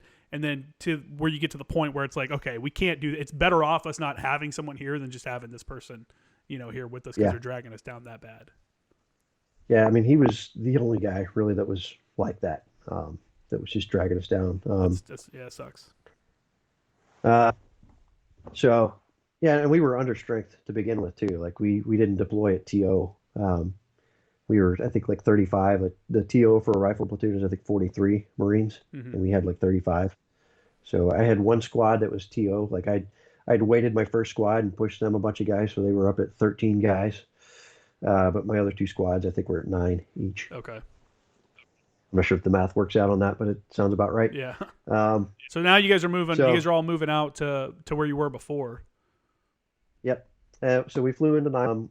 We picked up that place. We set up posts around it. The Army, where they had put their OP, was like a 2-hour climb up the mountain, something pretty ridiculous. And so I had already, when I was there with Noah Treader, my sergeant, was like, hey man, I don't think that's the right spot for the OP. Like you can't see the camp itself. You can't see the base. I don't like the observation that we can see from here. So we need to move this. And I had picked a spot. I went on a patrol with the ODA the next night, and we went up another mountain across the river. And I was like, I think this is it. I think this is the right place. And so we finally got out there with the platoon, and I was briefing everybody, and Treader's like, hey, I actually got a chance to look at this other mountaintop over here on the other side, closer to the village, and I think this is the right place. And I was like, all right, I'll go with your recommendation. We shifted the OP location and put it over right above Nagalam. We called it OP Seminole because it had been our company call sign during Iraq. Hmm. We weren't using that same call sign in Afghanistan, so I figured I'd name the OP after our old company call sign. Um, I think the next company after us named it OP Comanche, and I think that's and stayed that way for years. Um, but so we pushed a squad up there pretty quickly to take over OP Seminole. They basically went up with the chow and water on their back. That's all they had, and pushed up onto this little. It wasn't really a mountain. It wasn't the top of a mountain. It was on a finger that came down from a larger mountain, one of those false crest type places. Yeah. But it gave good observation down the valley where most of the rockets had come from. Is why we picked it. Um, we're trying to get eyes on some of the poo sites, the points of origin where most of the rockets were coming from. Um, so we set them up there. Like I said, they didn't have a whole lot. I think we got there maybe a week before Christmas. Um, so we had maybe not even that much. Like it was pretty soon after that Christmas hit. Um, Christmas rolls around. It was actually pretty cool. The 160th flew in Christmas chow for us. No, that's The cool. 160th is, for those who aren't familiar, it's a Special Operations Aviation Regiment that supports SOCOM. So they had a couple MH-47 helicopters bringing vats of chow for us. And so the ODA guys and all the like myself and all the my platoon sergeant, all the NCOs served out chow to the Marines for Chris. Um, and then we saved some aside to take up to the OP. I had like some kind of cake that had come in a care package that I set aside A cake. to take up to the That's OP. funny. That was like a crumb cake or something Yeah, like yeah, that, yeah. not like a cake with icing, But I set that aside to take up to the guys on the OP too. And the Lieutenant General Barno, who was the CG of all U.S. forces in Afghanistan, flew in um, and did a quiz. And that was one of those times. So my platoon sergeant, we're walking around talking to him, and he's checking things out. My platoon sergeant's like, "Hey, sir, you should ask the general if he'll fly some chow and water up to the boys on the OP." I was like, "Yeah, that's a great idea." Yeah, no shit. Why And walk it? so yeah. So, the visit goes by and I completely forget. Like my platoon sergeant made fun of me later. He's like, you were completely starstruck by this general, but I just completely forgot about it. The general's going to get back on the helicopter and, and Scotty's like, hey, sir, remember, take stuff up to the OP. I was like, oh yeah. I ran and grabbed the aide and was like, hey, would you guys mind flying some water up for the boys? And of course the general's like, yeah, no problem. So the general, gets back off the bird and his aide loads a bunch of cases of water and chow up onto the bird, and they fly up and hover over the OP and just kick it out because there's no place to land a Black Hawk. They couldn't even really do a wheel touch, Oh, really? so they just kick it out the side, and so apparently a bunch of the cases of water like broke open and a bunch of the bottles rolled down the hill. Oh, bummer. But we loaded up. I took another squad out and we loaded up packs. We actually brought some of the Afghans with us and had them load up packs with chow and water too. And we humped up there with some Christmas chow for the guys and took the cake up there and all that stuff and spent a little bit of time with them up on the OP on Christmas Day. They were, I mean, it was rough living up there at first because they didn't have anything to build any like overhead shelter. They were using their tarps and ponchos to try to make little poncho hooches up there. They were getting rained on a fair amount, and they're like, man, it was just miserable living for a while up I there. bet. It sounds. What kind of what kind of enemy contact were you guys seeing? I know you said you guys were taking some rockets from different areas. Were you guys involved in any? Let me start over. Were there any kind of like ambushes? Did you guys have small arms fire attacks or anything like that? Like, what was the enemy composition that you were seeing in that area? So this was wintertime that we were there. We were there December, January, um, and so it was basically not the fighting season. Yeah. So we had a couple rocket attacks, and that was about it. The platoon after us had a complex attack hit them one night. Like they They launched a barrage of rockets. It was like 20 or 30 rockets at the camp. And they followed up with RPGs and medium machine Oh guns. wow. And apparently, from what I've heard, like had it like no shit, like they attacked one of the OPs up on the mountain, and then they like tried to actually like do some fire maneuver on the camp itself. Yeah. Um, and the ODA, they had a, I don't know if he was a CCT or what. I think he was a CCT, but JTAC qualified combat controller, who's an Air Force Special Operations guy, who brought in some A-10s and ended up doing a strike in the village and kind of, I don't know that they killed any of the bad guys, but they at least drove the attack off that way. Um, I think they started as things went, like they had a few more firefights later on, but by that time we were out of there. Yeah. So Um, when you're considering, obviously, you built a new OP, or you got, your guys built a new OP, but you guys had to figure out where to put it and stuff like that. When you're considering all these like different scenarios, if you're going to get attacked, like a major attack, like you described, them having, obviously they're probably going to attack the OP and you at the same time. About how yeah, far out are you, feeling uncomfortable? Like once it's, because after at some point they're almost too far away for you to either help them out or them come help you out, or you know what I'm saying? Like, at what yeah. point are you? So they were Yeah. they were within range of our mortars. We had 60 mortars, Mm-hmm. which is not great, but at least they were within range of that. Um, and then we were able to get them, 47 brought in a bunch more supplies about a week after Christmas and dropped off. So class 4, which is building materials like concertina wire and some stuff. So they were able to start fortifying the Make place. like the HESCO Like the bunkers and OPs stuff. around, yeah, the OPs around Asadabad that have been there for a while. Matter of fact, some of them had evidence that they'd been used by Russians in Asadabad. Um, those were fairly fortified because they've been around, but ours was brand new. So we started to build it up and fortify it. We did as time went on, like as I was looking at the camp where we were, there was a finger that came down the mountain on one side of the camp that we didn't have any observation on that finger because I'd pushed the OP across the river away, the opposite direction of that mountain. Mm-hmm. And started to look at it. We started talking about it. Like, man, there's like somebody could get within RPG or machine gun range the other side of this finger, and we'd have no way of knowing. We had no observation of them. Yeah. Um, and so we ended up putting another OP up just on this finger just above the camp. And we did it. It was kind of a temporary deal. Like we would basically at night we would push a reinforced fire team up there, and they would just put up there in an OP overnight, set security so that they could see down the backside of that finger to keep anybody from sneaking up on us. Okay. The next platoon after me moved that OP a little bit higher up the finger, and they actually turned it into a permanent position and started reinforcing it and building it up. And that's the one that got attacked during that major firefight they had. It's an interesting concept because it seemed like a lot of the army bases up in there. So again, I was in Helmand, which is a lot of flat farmland and stuff. There was hills and stuff like that, but the Yeah. one hill right outside of like Sangan, the big mountain there. I can't remember the name of it. Anyways, the battalion headquarters was up on top of the hill. And it seems like every Yeah. time you talk to someone that was related to an army mission in Afghanistan, they're in these mountainous areas, but all their camps are at the bottom of these hills, and then they have to put up these LP, OPs, and stuff like that to try to counter any kind of enemy attacks from above.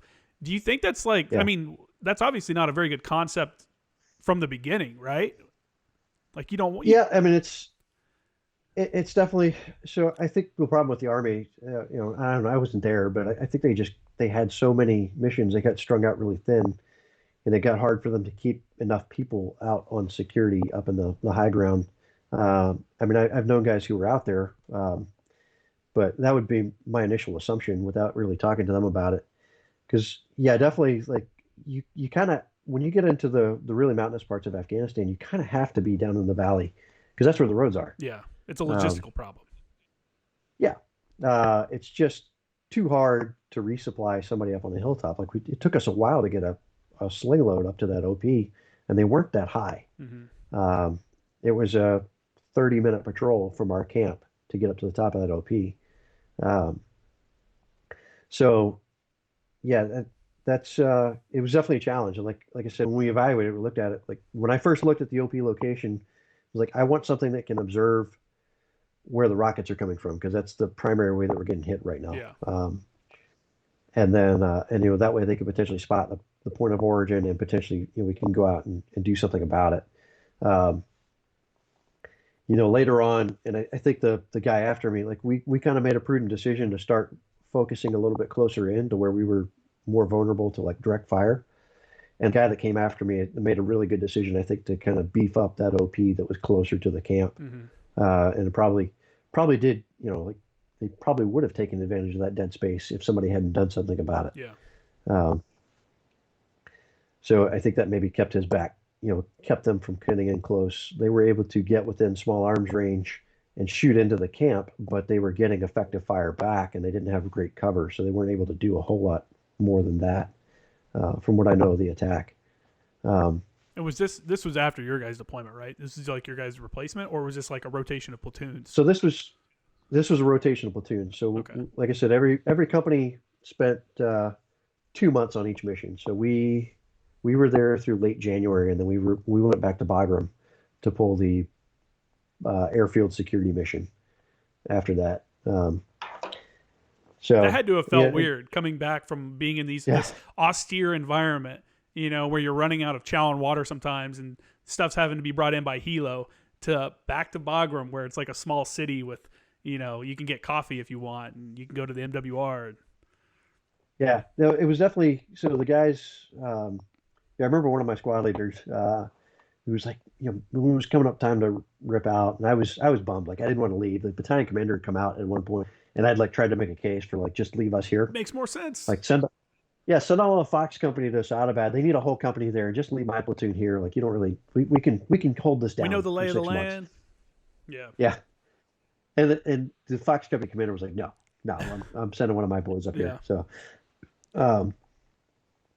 but my one of my squad leaders was like, man, I can't wait to get out of here, go back and get a hot chow, get a shower. Like, bro, you're gonna be happy for about 24 hours, Mm-hmm. and then you're gonna hate it. You're gonna be miserable. And they're like, yeah, whatever, sir. It's like, it was one of the few times that the lieutenant was 100% right. Yeah. So they, because we were mostly MREs out there, all MREs. Like they had some of the cold weather MREs, the dehydrated ones, when I first got.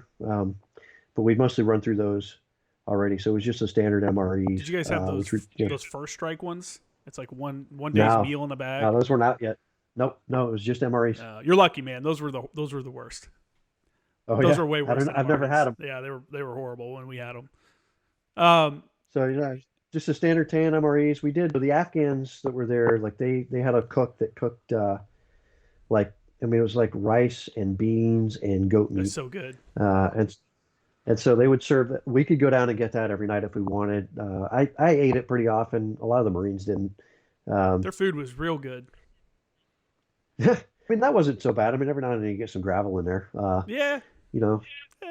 A lot of the Marines stayed away from it. Some of them said it made them sick. Like I never had any issues with it. I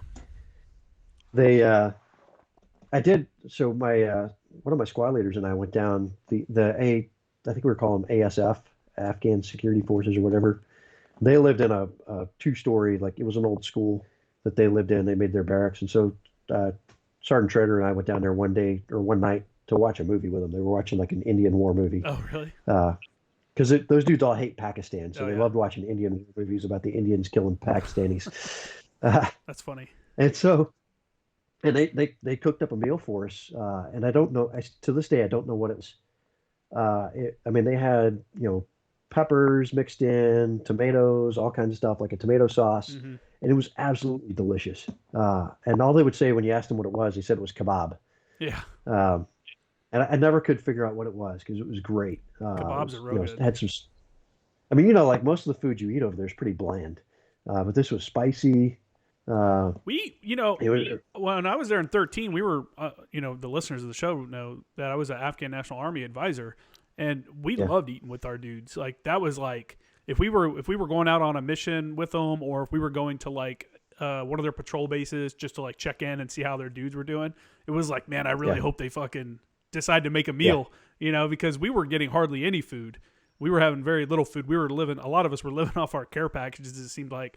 So anytime they would bust out rice, or they would make French fries that were so good, like these delicious French fries. Oh, really? Yeah, it was restaurant quality French fries, and then they would bring Yeah, up, maybe it's just because I was.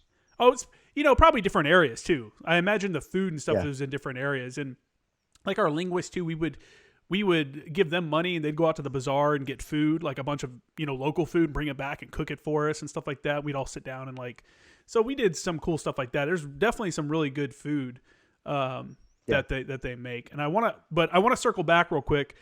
It's funny how you said, like, coming back to that main base, you're going to be happy for like 24 hours and then, you're not going to want to be there anymore.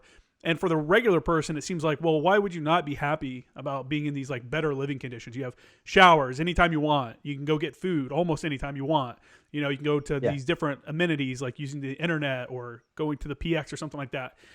And like when you said that, it reminded me of when I was there in 2011 with 3-6, and I was the fires chief, and I was down in Fob Marja, and they were like, hey man, there's a fires conference going on up at division or regiment or something like that up at Camp Leatherneck, and we want you to go as the representative for 3-6 to this fires conference. And I'm like, what are you talking about? Like, what is this? Yeah. And so anyway, I fly in and I'm in frog, I got my frogs, the flame retardant stuff and everything, coming off from this fob where, we're pissing in tubes or pissing on this, what we call the blast wall, and no real running water or anything like that, to Leatherneck, which at this point in 2011 was a big base with all kinds of stuff. And it was just such a weird vibe, like coming there, and it was like cool. I could take a shower. I got a ton of money from everybody back at Fob Marja. And I brought my empty ruck because they're like, here's all this stuff we want you to get and bring back, like from the PX. One dude was trying to get me to bring back a microwave, so we could have a microwave. But getting there, it was like I could smell females from like 100 yards away because of their shampoo and stuff. Because it's like something I hadn't smelled in months at this point. This has been months. So like if you were downwind, you could literally smell like shampoo and stuff from people that were really clean because you just weren't used to it. And then you start seeing these little stupid arbitrary rules that they place on these guys on these bigger camps because they're having to deal with this bigger force of people. Like at this point it was, hey, you can't walk around the base with a loaded weapon. It's all condition 4. This was before the attack on Leatherneck. So it was all these, like, clear your weapon before you go in the chow hall, do this, do that. And like you said, after about 24 hours, I'm like, dude, I just want to get the fuck off this and go back to Fob Marja. Like, just get back to my dudes and just go back and do my job. Like, this sucks. It's just annoying being here. Like, I don't like it. I feel, and I'm like, I kind of feel like worthless being here. Like I'm kind of out of the fight right now. And it reminded me of when I was a mechanic back in 2009 when I was in Iraq. I'm like, I'm at the war, but I'm not really participating. I'm like on the sidelines of the war here. Like, what am I doing here? This is kind of stupid. And that's kind of the driving factor for me. So I thought it was interesting that you brought that up. And I think a lot of guys have that same kind of concept where you're miserable out here. You have that shared misery with all your dudes. And you think coming back to somewhere like that's going to be great. And it is, until you get your shower and your stomach's full and you're like that. And then you kind of wish you were back out there doing the cool stuff rather than sitting back here dealing with the almost garrison-like rules. Yeah. I mean, the mission was pretty miserable back in the airfield. Like, they were doing 8 hours on post on the tower. Then they would be hours on react and then 8 hours off. And that was it. Like, and that was day after day after day for 2 months. Did you guys ever get called out for QRF? No. So the react was just for the local base. We did some local patrolling around the base with it, with the guys that were on react occasionally. I know I went on at least one patrol, but no, there was, I mean, we could, I get to the actual QRF, the bald eagle type mission later on, but yeah, I mean, it was basically like once you got a shower, like got to the chow hall, like that was kind of like, all right, I mean, this is my life for, the next 2 months, just the same stuff, day in, day out. Compared to out there where we were eating, goat meat and rice and beans and MREs, but I actually had a good mission. We're out away from the flagpole, getting left alone. We didn't have a shower out in Naga. So one of the ODA guys had ordered a camp shower, like a water heater off of the internet, and it finally showed up. But it was made by Coleman. And what he, I guess, didn't notice was that you had to have one of the Coleman propane canisters to run it. Oh, bummer. So he gets it. And he's like, oh, this is useless. And my platoon sergeant's like, hey, I'll take it and I'll see if I can make this thing work. And so he goes out in town to the bar and he gets a pipe fitting to run from this water heater to one of the Afghan propane canisters, like one of the big, like large propane canisters Yeah. that we used to cook on.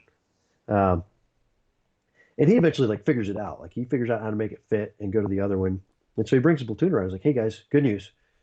I got a hot water heater for us now. You can use to take it. The bad news is in order to hook this propane canister up to it, I had to bypass all the safeties. So he's like, he showed us like the startup sequence. Like you got to start the gas and then immediately hit the igniter. He's like, if you don't hit the igniter right away, you could potentially back up gas in the line and then it blows up. So that's bad. It's like also if you like turn the gas on the propane canister like a millimeter too far, all of a sudden the water is scalding hot. Yeah. And so the Marines went nowhere near this thing. Basically, like they were like they called it the death trap. Like we sandbagged in the propane canister, but basically I don't recall anybody using it. Like I used it once. I was like, all right, I'm gonna give it a shot. And sure enough, like you turn it just a little bit too far, and it was scalding hot. But I managed to get it adjusted and get a quick shower. A warm shower wasn't And worth at some it. point, yeah. And at some point, I did another. So we also had one of these like canvas bag showers Mm-hmm. that you could use, but it was a ton of work. Like I took an 81 millimeter ammo can, I put it on a propane heater, and I heated up water that way, and I dumped it in the canvas bag, and then we had like a pulley rigged up with some 550 cord to pull the bag up, and I took a shower that way once. But again, it was just like, all right, this is a ton of work, and like, all right, I've had like 2 showers in like 2 months, and that's enough. Yeah. Like, who I'm cares? good enough. Um, and then we like, we didn't have really any way to do laundry. I think again, I used like the 81's ammo can on like a propane stove to like heat up some water in the laundry in that once, but It that was about isn't it. it weird how like the guys that are actually fighting the war, like up front, like doing something like in an area like that, that's how you're living, and then there's other people that are at the war that are in the back that are just like going to the chow hall, Yeah. going to the shower trailers. It's such a like a difference in what is actually happening, where with the guys that are actually fighting in like the worst conditions, and it's I don't know, it's just Yeah. kind of crazy how that all kind of comes to play like that. Yeah. I mean, it was definitely way different, like working with the ODA and just the way that they did things. So they're all, National Guard guys. Like one of the guys had, like, I think their senior 18 Bravo, which is their weapons sergeant, had like started, I think he joined Special Forces, like one of the direct enlistment into Special Forces in like the 70s. Oh, really? Like he was in like the tail end of the Vietnam War, Hmm. operating out of Thailand. Really? Um, So, a couple of the other guys, like the captain he had just gotten off active duty. He'd been with it like the 82nd. So he was, fairly young, really good dude. But their team sergeant, an active duty special forces guy. But they was actually, some people will run down National Guard SF, but they were a really, really good team. But again, like they were all focused on like using money as a weapon, um, and training their guys in not doing the kicking in doors and doing a bunch of raids. Um, Do you want to explain the using money as a weapon? so they using money to pay off, like buy stuff out in town. Like they basically like, people didn't want to start attacking the base now because they're making money off the Americans that are there. It's like a stimulus to the economy. Yeah, exactly. They would go out and buy stuff out in town a lot. Like they started doing little contracts. Like we would get bread delivered from out in town. Like we get the flatbread. They get a bunch of that delivered for us. So good. So talking about the food again, so they would do this thing. I've never heard of it anywhere else, and I wish I could remember what it was called now. They called the regular bread naan, Mm-hmm. uh, and then they would take the leftover bread the next morning, and they would fry it. Hmm. And we just call it I think we just call it like the breakfast bread, but the Marines call it crack bread. It was so good that when the next platoon came in to rip out with us, like there were fights within a day or two for the crack bread in the morning. Oh, really? Like I remember my radio operator grabbing a stack of it to bring back to the hooch for the Marines that were still there, and like one of the Fox Company guys yelling at him, and him yelling back, over the crack bread. That's funny. That stuff was so good. I've never found any mention of it anywhere else, but I never heard of that. so, We never had any like breakfast bread like that. yeah, Um, but they went around, like they used the money out in the town and basically made it like, hey, it's more advantageous to have us here than to try to kick us out, get rid of us. Hmm. Um, they also like I forget, they got some intel on a guy that had like a cache in his yard. So they had me bring a group of Marines out to reinforce them while they were out there digging up this cache. Hmm. We actually got in a jingle truck, which is like a flatbed truck with sides around it. And, the Afghans hang a bunch of like metal off of it to make it jingle as it drive down the road, which is why we call them jingle trucks. Yeah, they're fully Um, decorated. yeah, oh, yeah. We hopped in a jingle truck to get down there, which was really, especially for the guy that we did was on that deployment, was really, really fun riding in the front of a jingle truck on those roads. Um, but it was a pretty short hop. We got there and they dug up a bunch out of this guy's yard. Like he had 107 rockets, mines, all kind of stuff. Really? And Jeez. so they detain him and take him back and start, doing the tactical questioning. And it basically, like, it turns out like he was just a farmer that, somebody from the insurgency probably came by and was like, hey, we're going to put this stuff in your field and you're not going to say no or else. Yeah. Uh, like he had no ties to anything as far as they could determine. But they held on to him for a while, and then they had a shura like a week or so later with all the local leaders. Like they brought in all the local village elders and such and had a meeting. And the one of the things the village elders was like, hey, please release Ahmed, whatever his name was. He's not actually a bad guy. And so at the end of the meeting, the captain gets up. He's like, all right, great meeting, and as a gesture of good faith, we're going to release this guy back to you. And they all like cheered, and we're all happy. We're praising the commander for his generosity. In reality, like there was no reason to hang on to the guy anyway. Yeah. Uh, so they were good at playing those kinds of angles and using that stuff to their advantage, and just being a little bit smarter about it. Yeah, So for anyway, sure. eventually our time came to an end, and we got ripped out of there, which was unfortunate. The next platoon came in and took over. We had to fly back to Bagram and start doing the tower rotation, which was pretty miserable. um, and the Marines, like, I mean, they just stood post for 8 hours a day. The perimeter back then was weird because there were spots in the perimeter that were basically like it was away from built up areas. There weren't a lot of villages in that area, but there were spots on like the backside of the airfield where you could basically walk airfield. There was no if there was any concertina wire, it was like one strand of concertina wire. Yeah. Uh, I know exactly what you're so talking about. That's how Leatherneck was. When I went to go yeah, visit that one time, they have a whole bus system because it's such a big base. They had a bus system.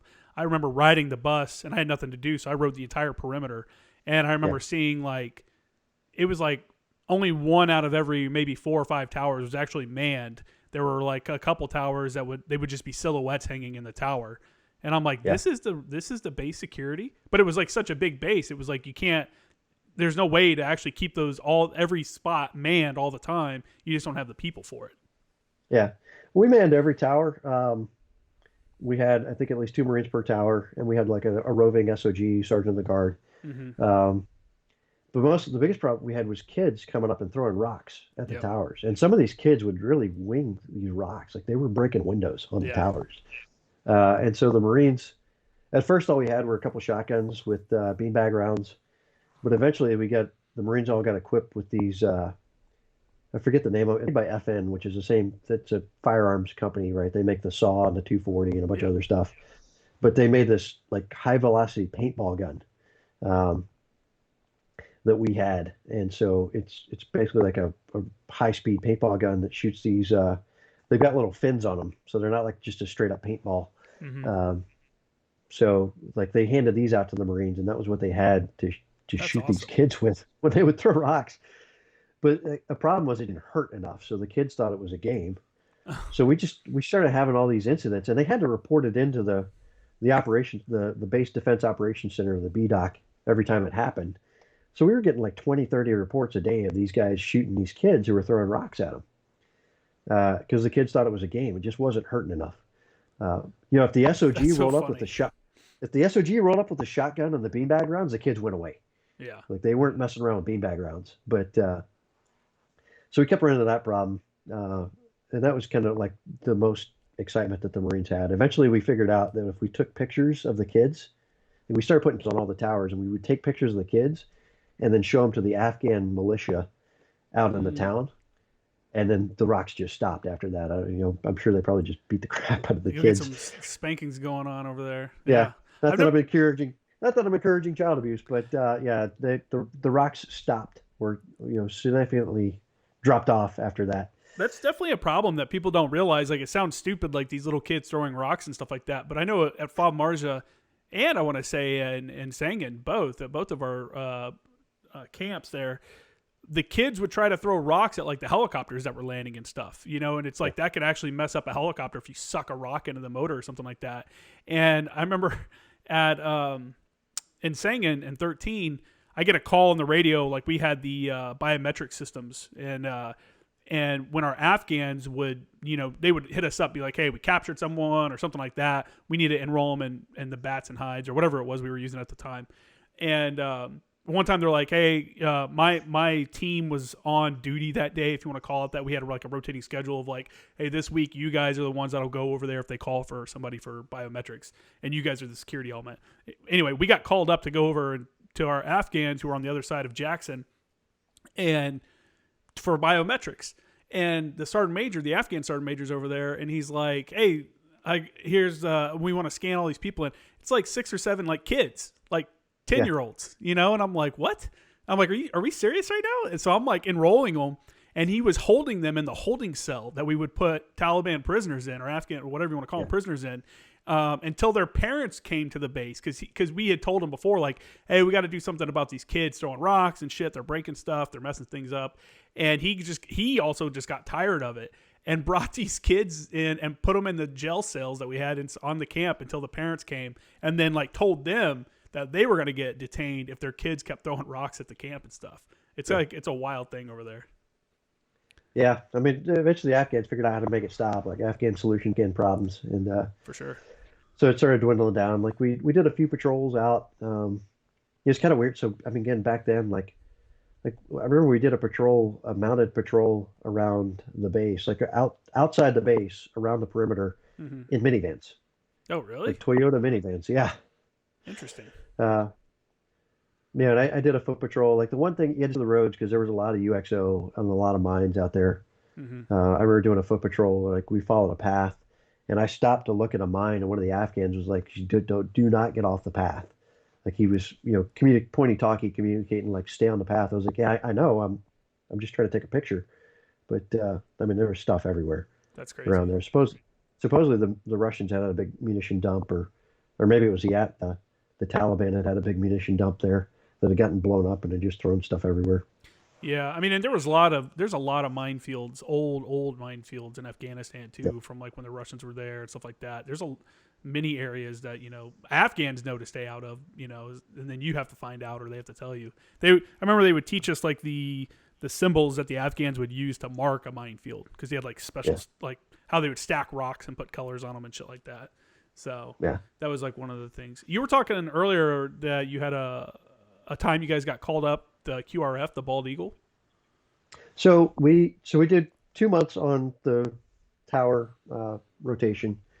And then we rotated on to the QRF, the Bald Eagle. We didn't call it Bald Eagle back then; it was just called QRF. Like it's a Marine-specific term. Bald Eagle is just a company-sized QRF. I think that goes back to like Vietnam. But we moved out. Like you stayed on Bagram. You had a certain tether that you were on. Like the entire company was on a certain tether, but they were mostly allowed to like move about Bagram Airfield freely. But you had one platoon that lived on the flight line. Like there was actually a hut built on the flight line that you lived in, and it looked like berthing on ship. Like they had racks stacked like high. And the platoon that lived on the flight line was on like a 20 or 30-minute tether. Like you weren't allowed, if you left the flight line to go to like Chow or to go to the PX. It was fairly close to the PX. Like you could easily walk to the PX, but you had to go as a fire team and you had to have a radio with you so that you could get called back. And so we were on alert. We had several different missions when you were down there. We had kind of the standard like reinforcement. If there was a base that needed reinforcement, we could fly in to reinforce. So kind of standard Sparrowhawk or Bald Eagle mission. We also had a trap mission, tactical recovery of aircraft or personnel. So if an aircraft went down, we were supposed to respond to that. And then we also had the mission to go respond to the presidential palace in Kabul. If that came under attack where Karzai was, we're supposed to go extract President Karzai out of the palace. And that was the main mission. That was the one they were like, they wouldn't touch the platoon on the flight line because they existed to go grab Karzai if need be. As a matter of fact, Camp Blessing at one point, they got indications that Camp Blessing was going to come under attack. And I happened to be, my platoon was on the rotation at that point. And I went to a briefing and they're talking about this. Like, hey, we're getting indications and they're going to bring heavy guns up into the mountains and attack this base. We're going to use the QRF aircraft to reinforce, but we're going to pull a different platoon from somewhere else. And I was like, hey, wait a minute. Like, my platoon's actually been there. We spent 2 months there. We know the ground. Like, we'd be the logical choice to go in and reinforce. Like, we know the people. We know the ODA. We know the platoon's there right now. We know the ground. Like, we'd be the logical choice.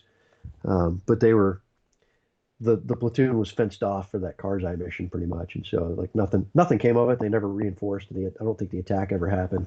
But it just gave you an idea of, like, how much everything was weighted on that Karzai mission to go, like, yank him out of the presidential palace. Yeah. So, and that's largely, we sat around at the hut and we did some training. Like, I went around to the squadrons since we had that trap mission as well. Like, I went around to all the squadrons that were there and I got the guys some training on the aircraft. Like, hey, show us where, if we've got to extract you out of an aircraft, like, where do we need to cut? What do we need to stay away from? That's a good call, yeah. And just got some classes on the aircraft, on just general things. Like, there was a National Guard Apache company there that was from North Carolina that we went down to talk to those guys for a bit, just about, Apache capabilities in general. Yeah. It was funny, like, you find out a lot of these Army aviation units have a lot of former Marines in them. Oh yeah. Either enlisted guys who became a warrant officer in the Army and became pilots, or I even met a couple of guys that were Marine pilots, resigned their commission, and became a warrant officer in the Army and started flying. That's funny. I know one guy that is a Apache pilot right now that was a Marine. And I know another guy that has applied for it, and I think he was accepted, and he's going to go through it. That's actually, no, I know two guys that are pilots, that are Apache pilots. That's, like you said, that's a kind of a pretty common thing. And the warrant officer route for them is easy. And the cool thing about being a warrant officer is, like, you're the specialist. So, like, that's all you do is fly. And you train, like, the actual captains and stuff like that, how to fly. And you're, like, the tactics expert. I actually met in Kuwait when I was doing some training. They're like what we would call a WTI, like their head guy for tactics at training and stuff like that was I think he was a Marine motor T mechanic like me. He was either a mechanic or he was an operator, a truck driver. And so we kind of hit it off right there. I was like, oh, I was motor T too before I became a JTAC. So we were kind of bullshitting because we were planning some training. But then we kind of differed on, he had never worked in Marine Corps fire support. So he was like dead set on the Army tactics of how they employ the Apaches and stuff like that. And we were like, no, man, this is how we're looking to use you this way. So then we kind of would butt heads a little bit like that because, it was a difference in kind of doctrine and how to employ, rotary wing assets and stuff. But it's always a good idea. I've always told guys, it's good to go out there and do stuff like that. Like, hey, if I'm going to a base, like when I got to Afghanistan in 2013, I'm like, hey, man, I'm going to be out here in this fob. I don't know anyone. I want to make sure everything's up to date. I'm going to go, while we were at Leatherneck, I grabbed my corpsman and, like, we drove over to the, PJs and we're like, hey, what's up? I'm so-and-so. This is my call sign. I'm going to be the JTAC with this unit here. Can you kind of give me a brief about, like, what you guys are looking for, what you guys have been seeing? And here's my corpsman. What are you expecting from him? And then we went from there to the Cobra section, the Cobra squadron that was there. And they're like, hey, are you good on maps? And I'm like, oh, I could use more up-to-date ones. So then this is when tablets first started coming out, using the tablets. So I gave them my tablet and they uploaded the newest maps for me. It's like going out and being, like, actually liaising with these people, becoming a supporting element or having them, you know what I'm saying? Go out and talking to these people is such a good thing because now they can put a face to a name. That was my thing too, because I was like, hey, man, when Siege 22 calls you, that's me. So make sure you're coming to help, kind of deal. But yeah, I mean, I definitely did some of that later on when I was at JTAC. At this point, I didn't have any real fires background, but it was just neat to talk to the Apache guys and get some of their For perspective on sure. how to employ them. Um, That's the way to do it. and That's the it, right way to do it. yeah, we did one rotation on QRF as I remember, and then we got sent out to another. The battalion had pushed an element out to this place called Serobi, which is about I don't know 40, 50 kilometers from Bagram, but they were trying to get a mission going out there. They'd taken like Cat Platoon and a few other things out there, and they had the battalion forward CP, and they wanted a Sec 4, so we got pushed out there to do Mm-hmm.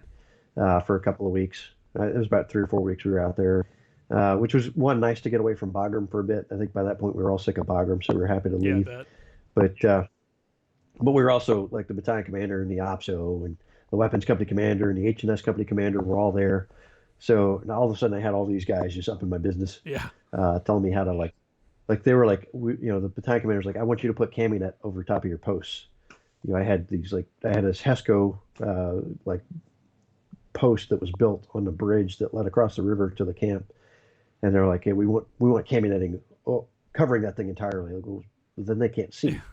Like they're out there pretty exposed. They need to be able to see all the way around. Yeah. Um, Here's that micromanagement. so yeah, so there was a lot of that going on. A lot of micromanagement while I was there. We had we had this. I forget what it's called. There's a there's a group of nomadic people in Afghanistan that just travel around in camel Mm. caravans, and I'm forgetting what it's called right now. I'm feel embarrassed because I can't remember what it's called. But we had this camel caravan show up one day at the ECP, Oh, really? and we're like, "Hey, you can't come through here. You got to go around." And they're like, "This is our we've taken this route for 1,000 years. decades, Yeah. like generations."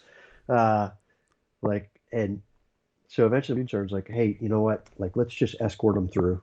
And it's this long ass caravan. So I was like, "All right." We grabbed the Marines and we just started escorting them through, and basically walking them through and out the other ECP. They kind of, the way the camp was set up, like the road skirted the boundary of it, Mm-hmm. so we could kind of escort them through, and they wouldn't actually come in to the wire necessarily. So we just spent the whole time walking them through, and I had a Marine, I had a squad up on OP up on the high ground above us where the road left. So I was like, hey, I'm comfortable that they're not going to leave anybody behind or do anything because I can see them all the way as they go by and as they keep going. Mm-hmm. But man, the battalion commander was not happy with Oh, I me bet. on that plan. Yeah, L- he was not happy at all. That's weird. I never saw So that in again, Afghanistan. I saw that in Kuwait. You'd see the I can't remember what they're called either, but that group of people with their camels, out there. dude, it was nuts. Like because it was like yeah, I need to look at more history on them. But they were, Just nomadic didn't people. seem to be quite as devoutly Muslim. Like they were Mm. women, as I remember, weren't as covered up. Like they had kids just like strapped to the side of the camels, and That's funny. like all their stuff strapped to the side. They had like kids like tied onto the camel, just bouncing along. It was pretty nuts. Yeah. Yeah, I bet, man.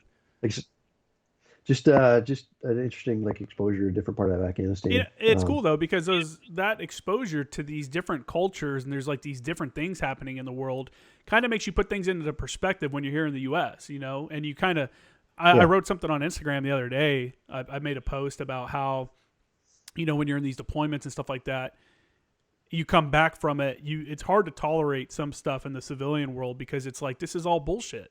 Like we're all worrying about something that just doesn't even matter, because yeah, you're so used to such living. You've now lived almost like a caveman, in an austere environment where food's not always guaranteed, water's not always guaranteed. Like you're hoping someone brings that to you because it may not be accessible. It's stuff like that, like these little things, these little creature comforts that we take for granted here in the United States, and we bitch about how bad we got it, and then you think back and you're like, well, remember those nomads that live off their camels and live in tents like all the time and how they're yeah, surviving without issue. But I'm bitching about my current situation here in a country that, there's, I don't know, there's just so many safety nets and stuff like that. And it's just hard to stomach sometimes when you hear people complaining about their situation. yeah, yeah. It was different. I mean, we spent 3 or 4 weeks there. Um, there's a lot of other crazy things like the battalion. They brought out this I think it's called a Smart T truck. It was like a satellite terminal on a Mm. Humvee, and they couldn't from where the CP was, they couldn't hit the satellite. So they're like, all right, put this thing across the river. Like, well, that's Yeah. dumb. But they're like, all right, well, it's gotta go over there. It's the only place it can hit the satellite. Um, like, we need you to put a squad of Marines over there to protect it. And like, they built this like big HESCO bastion around it. Uh, and they get over there. And so now I got to send a squad of guys over there to secure this thing. So they're just sitting across the river from the camp.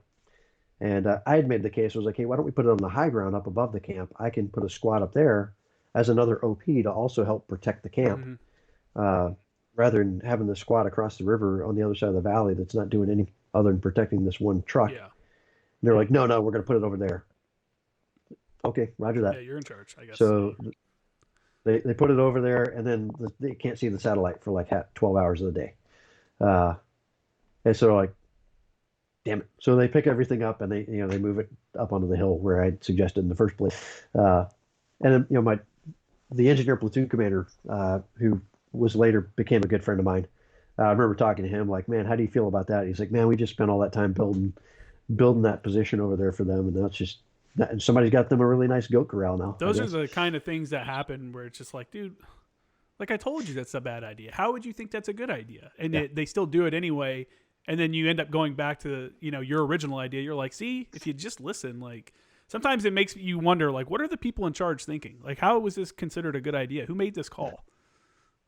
Yeah. There was another favorite incident of mine. So when we got up there, we identified we had this big plateau up above the camp,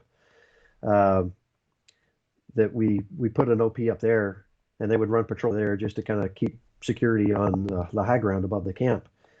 And but the micromanagement was really getting to me at that point, and my platoon sergeant could see it. Mm-hmm. Like, he could see how frustrated I was getting. And so he was like, hey, sir, why don't you go supervise the yield for a couple of days? It's like, good idea. And so I went to the H&S company commander, who we were kind of working for as the camp commandant. I was like, hey, sir, I'm going to go up to the OP. Since we're going to start a patrol plan, I want to supervise that. He's like, yeah, good to go. No problem. So I push up there that night. I spend the night. We run some patrols.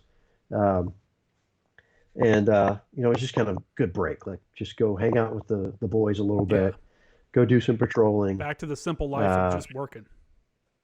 Yep. And then the next day, we get a call that my platoon's en route. And so they drive up in a couple Humvees and are like, hey, sir, you got to come back down here. Battalion commander wants you back down there. Like, what? He's like, well, let me tell you. So apparently while I was up there that night before, they had tasked the platoon. They got some wind of a vehicle coming through with somebody in it that they wanted to stop. So they're like, hey, they told my platoon sergeant, go set up a VCP. Mm-hmm. And so he does. He sets up a VCP, stops the vehicle, and he's got like 3 different bosses telling him what, like, set up the VCP, stop that vehicle, no, let that vehicle go. Hey, why'd you let that vehicle go? And so that goes on for a while. And eventually, like, hey, where's your lieutenant? He's like, well, he's up there. And like, well, get him back down here. So he brought me back down the next morning, and was like, he's like, apparently I'm too incompetent to do the job without you. And so that became the running joke between him and I. Like, clearly you let Bin Laden go and you're incompetent. That's funny. And so that just became a running joke. And so he'd always come by like, yeah, I guess I'm too incompetent to do this, sir, so I need your help. Just pulling you in, though. But yeah, and that was kind of like just the continuous, just having everybody on top of you. And there wasn't a whole lot. The battalion wasn't doing that much, so there wasn't much more for them to do other than kind of poke into what the platoon was doing. Yeah. So I did. Go ahead. I said, so one thing, when I'd been out in Nagalam, like Nagalam's in this gorgeous river valley, the Pesh River. I mean, it looks like Colorado. And it just looked like the river should be full of trout. So I fly fish a little bit here and there, and I'd ask my dad to send me a fly ride once I got out there. He's like, man, it's gorgeous. Like, I'd always every time we went on patrol, I'd try to go by the river and look in the pools and see if I could find fish. That's funny. So my dad mailed me my fly rod. It didn't get there until I was back at Bagram. Oh, bummer. But we got out to Sorobi, and somehow, there was a river, because we were at the base of the dam, and there was a river that ran by. And so I got somebody to bring my fly rod out with them when they came out. And so I did actually get to go cast a fly a few times out there. I didn't catch anything there, unfortunately. Did anybody get at least got to go. Get a photo of you out there fishing? Yeah, I think there's one around. I actually like I did one with my flak on just for shits and grins, just like hey, call it like combat fly fishing or whatever. You'll have But to find that and send it to me so I can post that up. That'll be cool. yeah, but yeah, I did a little like I said, didn't catching out there. The engineer platoon commander was a big fly fisherman too, so I left my rod with him, and I think he did a little fly fishing after I left. It's those little things. We got picked up. We got picked up, and there was a reserve 53 squadron that had rotated into Afghanistan by then, and they came to pick us up, and we were down at the PZ waiting to get lifted out, and the air officer was down there doing LZ control, and my platoon sergeant said to him, like, "Hey, sir, like, this was the tail end of the deployment. Like, we were going back, and we had like 2 weeks left, and my platoon sergeant was like, "Hey, sir, this is probably going to be the last helo ride that some of these guys get in the Marine Corps. Do you mind asking the pilots to make it a good one?" And the Arrow, I think he was a Hornet. He was like, "I'll do you one better. I'm going to tell them you guys think the Army pilots are better." And so really get them going. we get on this, yeah, we get on this 53, and they take off and they go up one of their turf routes up this canyon. Yeah, which is And when they're they're just for like, those that don't know, it's just where they're flying doing this. low. Yeah, doing one of their low level routes up this canyon, just throwing this thing into these hard banks. And then the Marines are just loving it. Like we were looking at them, just big grins all around. Had a great ride back, and we rotated back up. We ended up pulling QRF one more time on the flight line, and then we went over and lived in the circus tents. Waiting to go home. Getting ready to leave. That's Yep. a good feeling when you get towards the end of the deployment like that, and you're like, all right, man, it's almost over. But it's like one of those like it's almost over, but it's not over yet. You got to kind of you have to force yourself to keep your mind on what's going on and not start planning for shit that's going to happen back home because you get distracted of what's actually, maybe it wasn't as bad for you guys because you were on these rotations through like Camp Guard and stuff like that. But like if you were out on one of those observation posts, you don't really have time there to be sitting there considering coming back home and stuff like that. So that's pretty cool. Also, I want to say that's pretty awesome about the 53 flight. And it's crazy, unless you've been in a 53 when it's flying like a maniac like that, it's hard to imagine that it's that maneuverable, that fast and that maneuverable. It's actually, I think, the fastest helicopter it is. in the inventory. It is the fastest, which a lot of people don't realize that either. And I've been in one that's done like super hard, like 90-degree bank, where they're like, and they did it they just did it surprise, they didn't tell anyone. They just did it and freaked everybody out that was like falling asleep, coming back. And it was just all of a sudden you're sideways like, ah. Yeah, it's funny.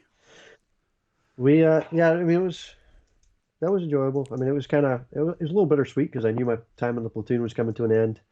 I mean, that was like a really tight platoon. Like I really enjoyed that. That was one of my favorite times in the Marine Corps. Yeah. I mean, when we moved into the circus tent, like, and all the lieutenants like picked the corner of the circus tent for like the officer country or whatever. Like I put my rack over with my platoon sergeant squad leaders. Because I've been with those guys. I spent probably over half the deployment with just my platoon. We were pretty tight by then. Yeah. I was talking to my mom earlier about that, about how, not that specifically, but about how she was asking me about something about being on ship. And I'm like, that's kind of the thing that I think made me so bitter towards being on the MEU is that you get so used to like everyone, it didn't matter if you're a captain or you're a PFC. When you're out on like missions and stuff, or when you're out in these austere environment, you're all eating shit. You're all living in shit. And the junior guys always eat first and all this stuff. And then you get on ship and it's such an opposite environment where the junior guys are shit on the entire time. You never see your officers because they're up in officer country the entire time.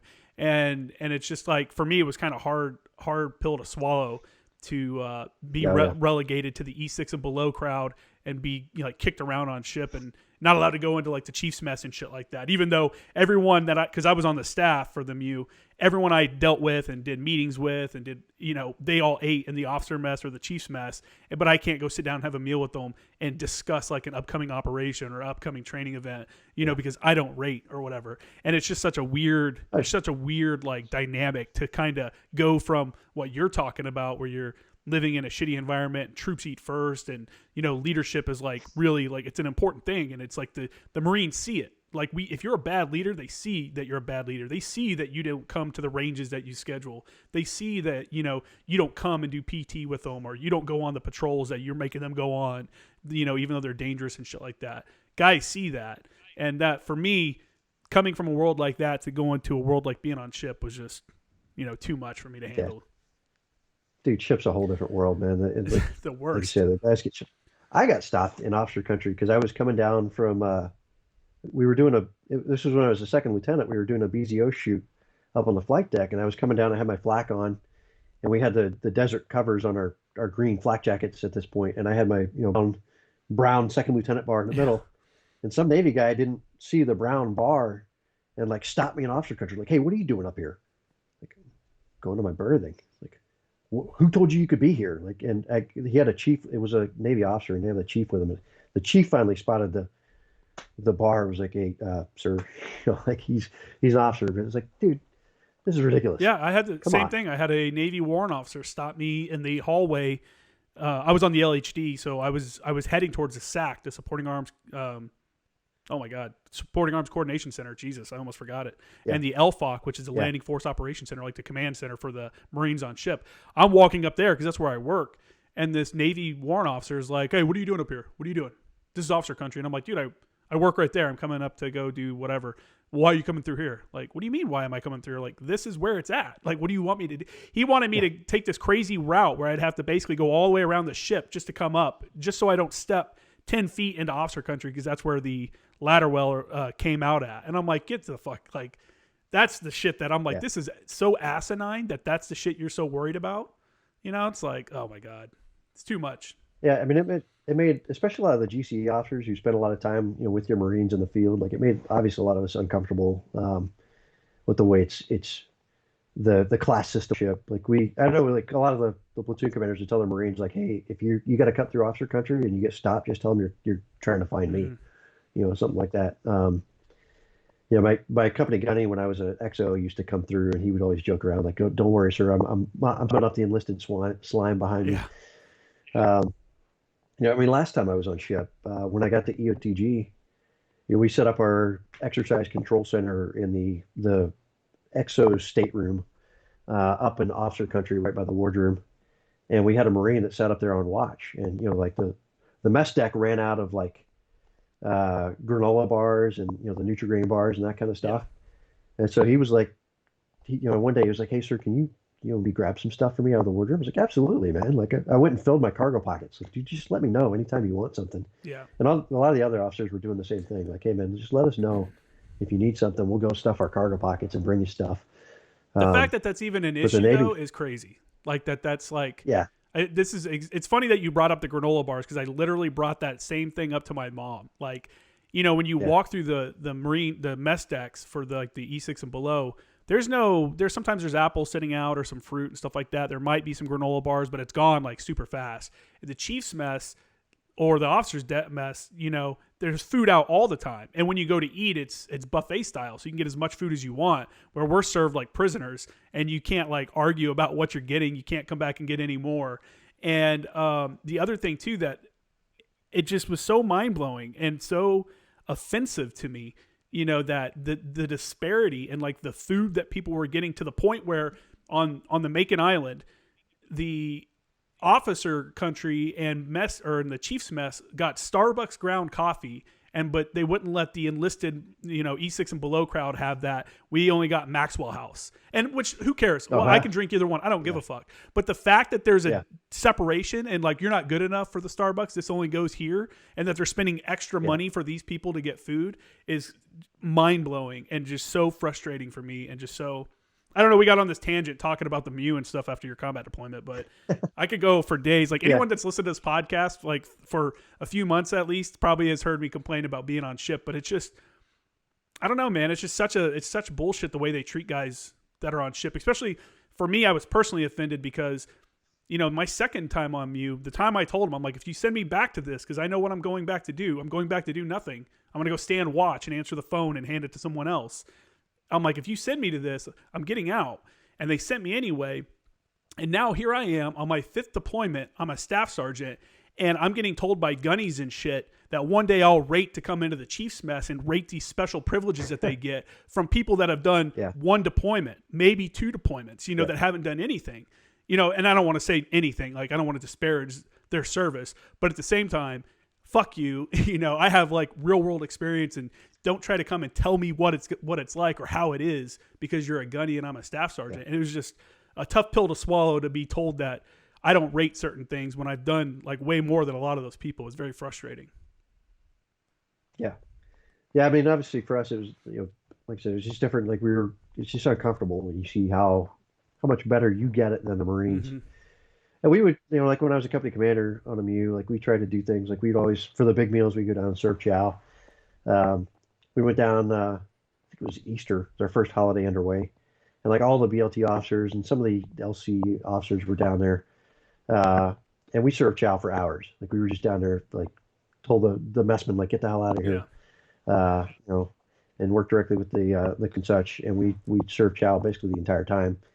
And apparently the command master chief got really mad that there were no Navy personnel down there, no Navy leadership down there serving chow. And so he got on their case about it. And so Christmas rolls around and we're down there serving chow again.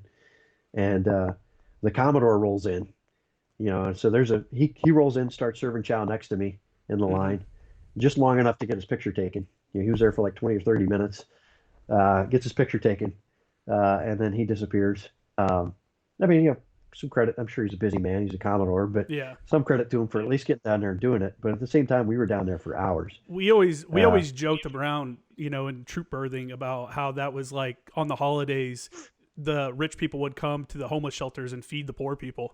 So that's how we always kind of joked around about it. Like, this is what it's like when we see these people come serve us food. Like, oh, I feel really bad. Here's an extra scoop of potato. Well, I was definitely like they were, I think some of the cooks were getting on us a little bit because obviously we were giving them huge portions. Yeah. And going through it pretty quick. Like, can I get an extra scoop, sir? Like, absolutely. Yeah, that's something you didn't get unless you had a homie that was like serving chow. Yeah. It was, oh man, food was such a weapon. Like literally a weapon on ship sometimes. It was I don't know. I don't want to talk about it anymore because I get all pissed off just thinking about it. Just like one last thing. One time I remember being in line and I would wait. A lot of times I would actually wait in line. And as a staff sergeant, you could cut to the front if you want. And I would sometimes I would if I had watch or something like that, I would. But normally, especially on my second deployment, I would just wait in line because I'm like, dude, I'm no better than anybody else. So I'm just going to sit here in line with everyone else for 30 minutes or an hour or whatever and wait to get chow. And I remember one time I came out to wait in line and it was like 15 minutes before chow was supposed to be over or something like that. And they shut the line down and the Navy people were like, hey, we're not serving any more food. And I'm like, what are you talking about? You're not serving any more food. Like all these people are still in line. They're like, sorry, like they should have got here sooner. I'm like, it's still chow time. Like the chow time hasn't even officially ended for like 10 more minutes. And they were arguing with me about it. And I ended up having to go and talk. They're like, well, let's go talk to the chief. And he was obviously on my side. But I'm like, the fact that I even have to argue with this, like what would have happened had I not been there? All these like 30 Marines that are still in line wouldn't have gotten to eat. Like that's fucking bullshit. And that's kind of how there was this tenuous relationship with some of the sailors and stuff on ship because of you'd see things like this and how guys are treated and stuff like that. And then over time, sometimes the officers would start to get that Navy officer kind of vibe coming off of them, like, what are you doing around here? And while you're down here fighting to get a meal, and it causes like these relationship issues and stuff like that within your own unit now, because now you're looking at a guy that's getting great meals every meal, and you're down here getting a frozen chicken stick, that they've thrown on your plate that hasn't even been fully cooked, which is, I'm not even joking, like that shit would happen, especially if you're getting mid-rats. Yeah. But anyway, we're at just over almost 2.5 hours, so I'd like to go ahead and cut it off here, man. I think at this rate, we'll get like one of your 9 deployments done each podcast. But it's cool though, because I like, maybe some people may not make it to this far into the podcast, but I like the fact that you can talk about the details like more in depth, because I think the people that have walked the same ground as you, that have been in these areas that you're talking about, are going to appreciate it because you're spending more time detailing like the little facts about like an OP or something like that, and it's stuff that they can relate to. And I'm hoping that it's stirring some memories for some guys and stuff like that, and reminds them of the place where they came from and stuff like that. So unless if there's anything else you want to toss in here at the end, feel free, or if you want to shout out any companies, organizations like last time. It's funny, I went back and dug through like pictures and actually got into like Google Earth to try to find all these locations again and look at them to try to refresh my memory before this. But yeah, I don't know. Hopefully we'll get. I if we get to do another episode, I'd like to at least get to my time at Anglican. For sure, man. We're going to. I want to keep doing this until we get through your career. I'm really enjoying these conversations and stuff. Yeah. Yeah. No, I'm trying to think if I have an extra shout out. I mean, I talked about McClough last time and Raider Project. You're both really good groups. I was just thinking about because I was listening to one of your earlier episodes. You talked about Toys for Tots, so I will throw out an organization. If anybody's up in New Jersey, there's a group called the Military Transport Association. It's a bunch of guys who are basically just enthusiasts that collect like old military vehicles, like old Deuce and a Halves and Jeeps and all that. But man, they were our biggest supporter during our Toys for Tots season. Yeah. Did a ton of work, a bunch of volunteers that would come out. They do a thing called Operation Toy Train, where they run a train all along all these different stops up in northern New Jersey and collect toys. It was honestly our biggest, where we got our biggest donations of toys from was the MTA events. And like I said, it's just a bunch of guys who get together and buy old used military trucks and fix them up, and just a bunch of really, really great guys. So if you're up in that area, especially, well, we're past that season now, but looking for an organization to support come next Christmas time, like they do a ton of good in that area, and they were just absolutely fantastic guys to work with. That's awesome, man. Actually they did a convoy into New York City for the Veterans Day Parade one year while I was on I&I duty up there. So I went out and rode with them into the city, and they put me in an old like Willie's Jeep, like open Jeep. So I'm in my dress blues. Awesome. I got the blue overcoat, riding in the front seat of this Jeep through the Lincoln Tunnel into Fifth Avenue. That's cool. It's pretty nuts. Are you talking about you had the overcoat, or you had the what's that thing called? The cape? No, the blue overcoat. So on I&I duty we get the blue overcoat like okay. 8th and I has. Okay. For doing like funerals and stuff in the winter. Most of the Marines didn't like to wear it because it's mostly just heavy. It's not that warm. Okay. But I threw it on for that one because I knew I was gonna be riding in the Jeep. Okay. I know if maybe you had the boat cloak coming in, looking like the Grand Marshal, riding in with that. That would have been awesome. That's cool, man. I looked into getting one of those once, but it's like $600. Oh yeah, I've only known actually the last podcast with Nate Garnes he was on. He's the only guy I ever met that had one, and he was like, "Bro, I think the only place you can get it is the Marine shop in Quantico, like an official one." And he had one for the ball when we were at 10th Marines in 2000. I want to say it was in 2013. The ball that we had. He wore it, and everyone at the ball was like, "Look at this dude!" Like even the colonel was like, "Look at this staff sergeant with his boat cloak on. Like this thing is badass." And everyone was like wanting to put it on and stuff. It's like 30 pounds. Like this thing is huge and heavy. Yeah, but that's awesome, man. My old Anglico CO. There's a picture of him at a ball in Vegas with one. He was like the G3 at 29 Palms or something like that. And so we all asked him like, "Hey, what's up with the cloaks?" Or like, you went and bought one of those. It turned out that he like borrowed it from General Berger. Oh wow. When Berger was the CG out there. Yeah, you got to have the boat cloak and the what's that little stick they carry around? The swagger stick. If you have a boat cloak and a swagger stick, you're like pimping it right now in your Marine dress blues. Like, look out. Yeah. Yeah. We did some event. There was the Army when I went to Fort Benning for school. They had some kind of reception there that was supposed to be in dress blues, and that was when I looked up the cost of a boat cloak because the Marines who were in the course were joking around like we should all show up in boat cloak. Yeah. Yeah, really outshine. Throw the cloaks behind us, and I went. I was like, I'm gonna take a look and see if there's a way to get one. And I looked up the cost. I was like, it's not worth it. It's pricey, man. It's pricey. It's one of those things, though. It's like I don't know. It's a statement. You're walking in wearing that. Like, okay, cool. You're one of those guys. But anyway, man. Like I said, to wrap it up, I appreciate you coming on. We'll get you back on here. We'll schedule something here in the next couple weeks. Hopefully, I'll probably try to actually do one in the next 2 weeks if you're available because I got school coming back up in the next 2 weeks. So I'd like to get at least one more interview in before I start school again. For everybody out there, as always, you can check out my Instagram page at Former Action Guys at JKramer Graphics. If you're listening to this, if you've listened to a few episodes, make sure you subscribe. There's no reason not to. Quit looking it up every time you want to hear an episode and just subscribe.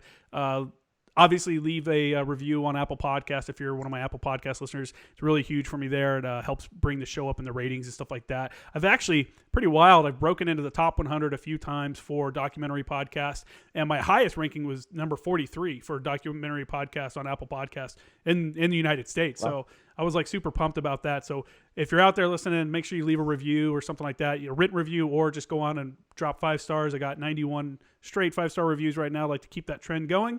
And as always, make sure to hit up my website, jkramergraphics.com.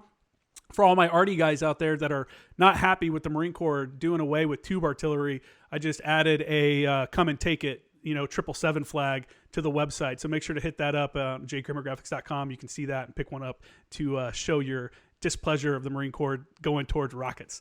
So that's it. I hope everybody enjoyed the show, and I'll catch you on the next episode.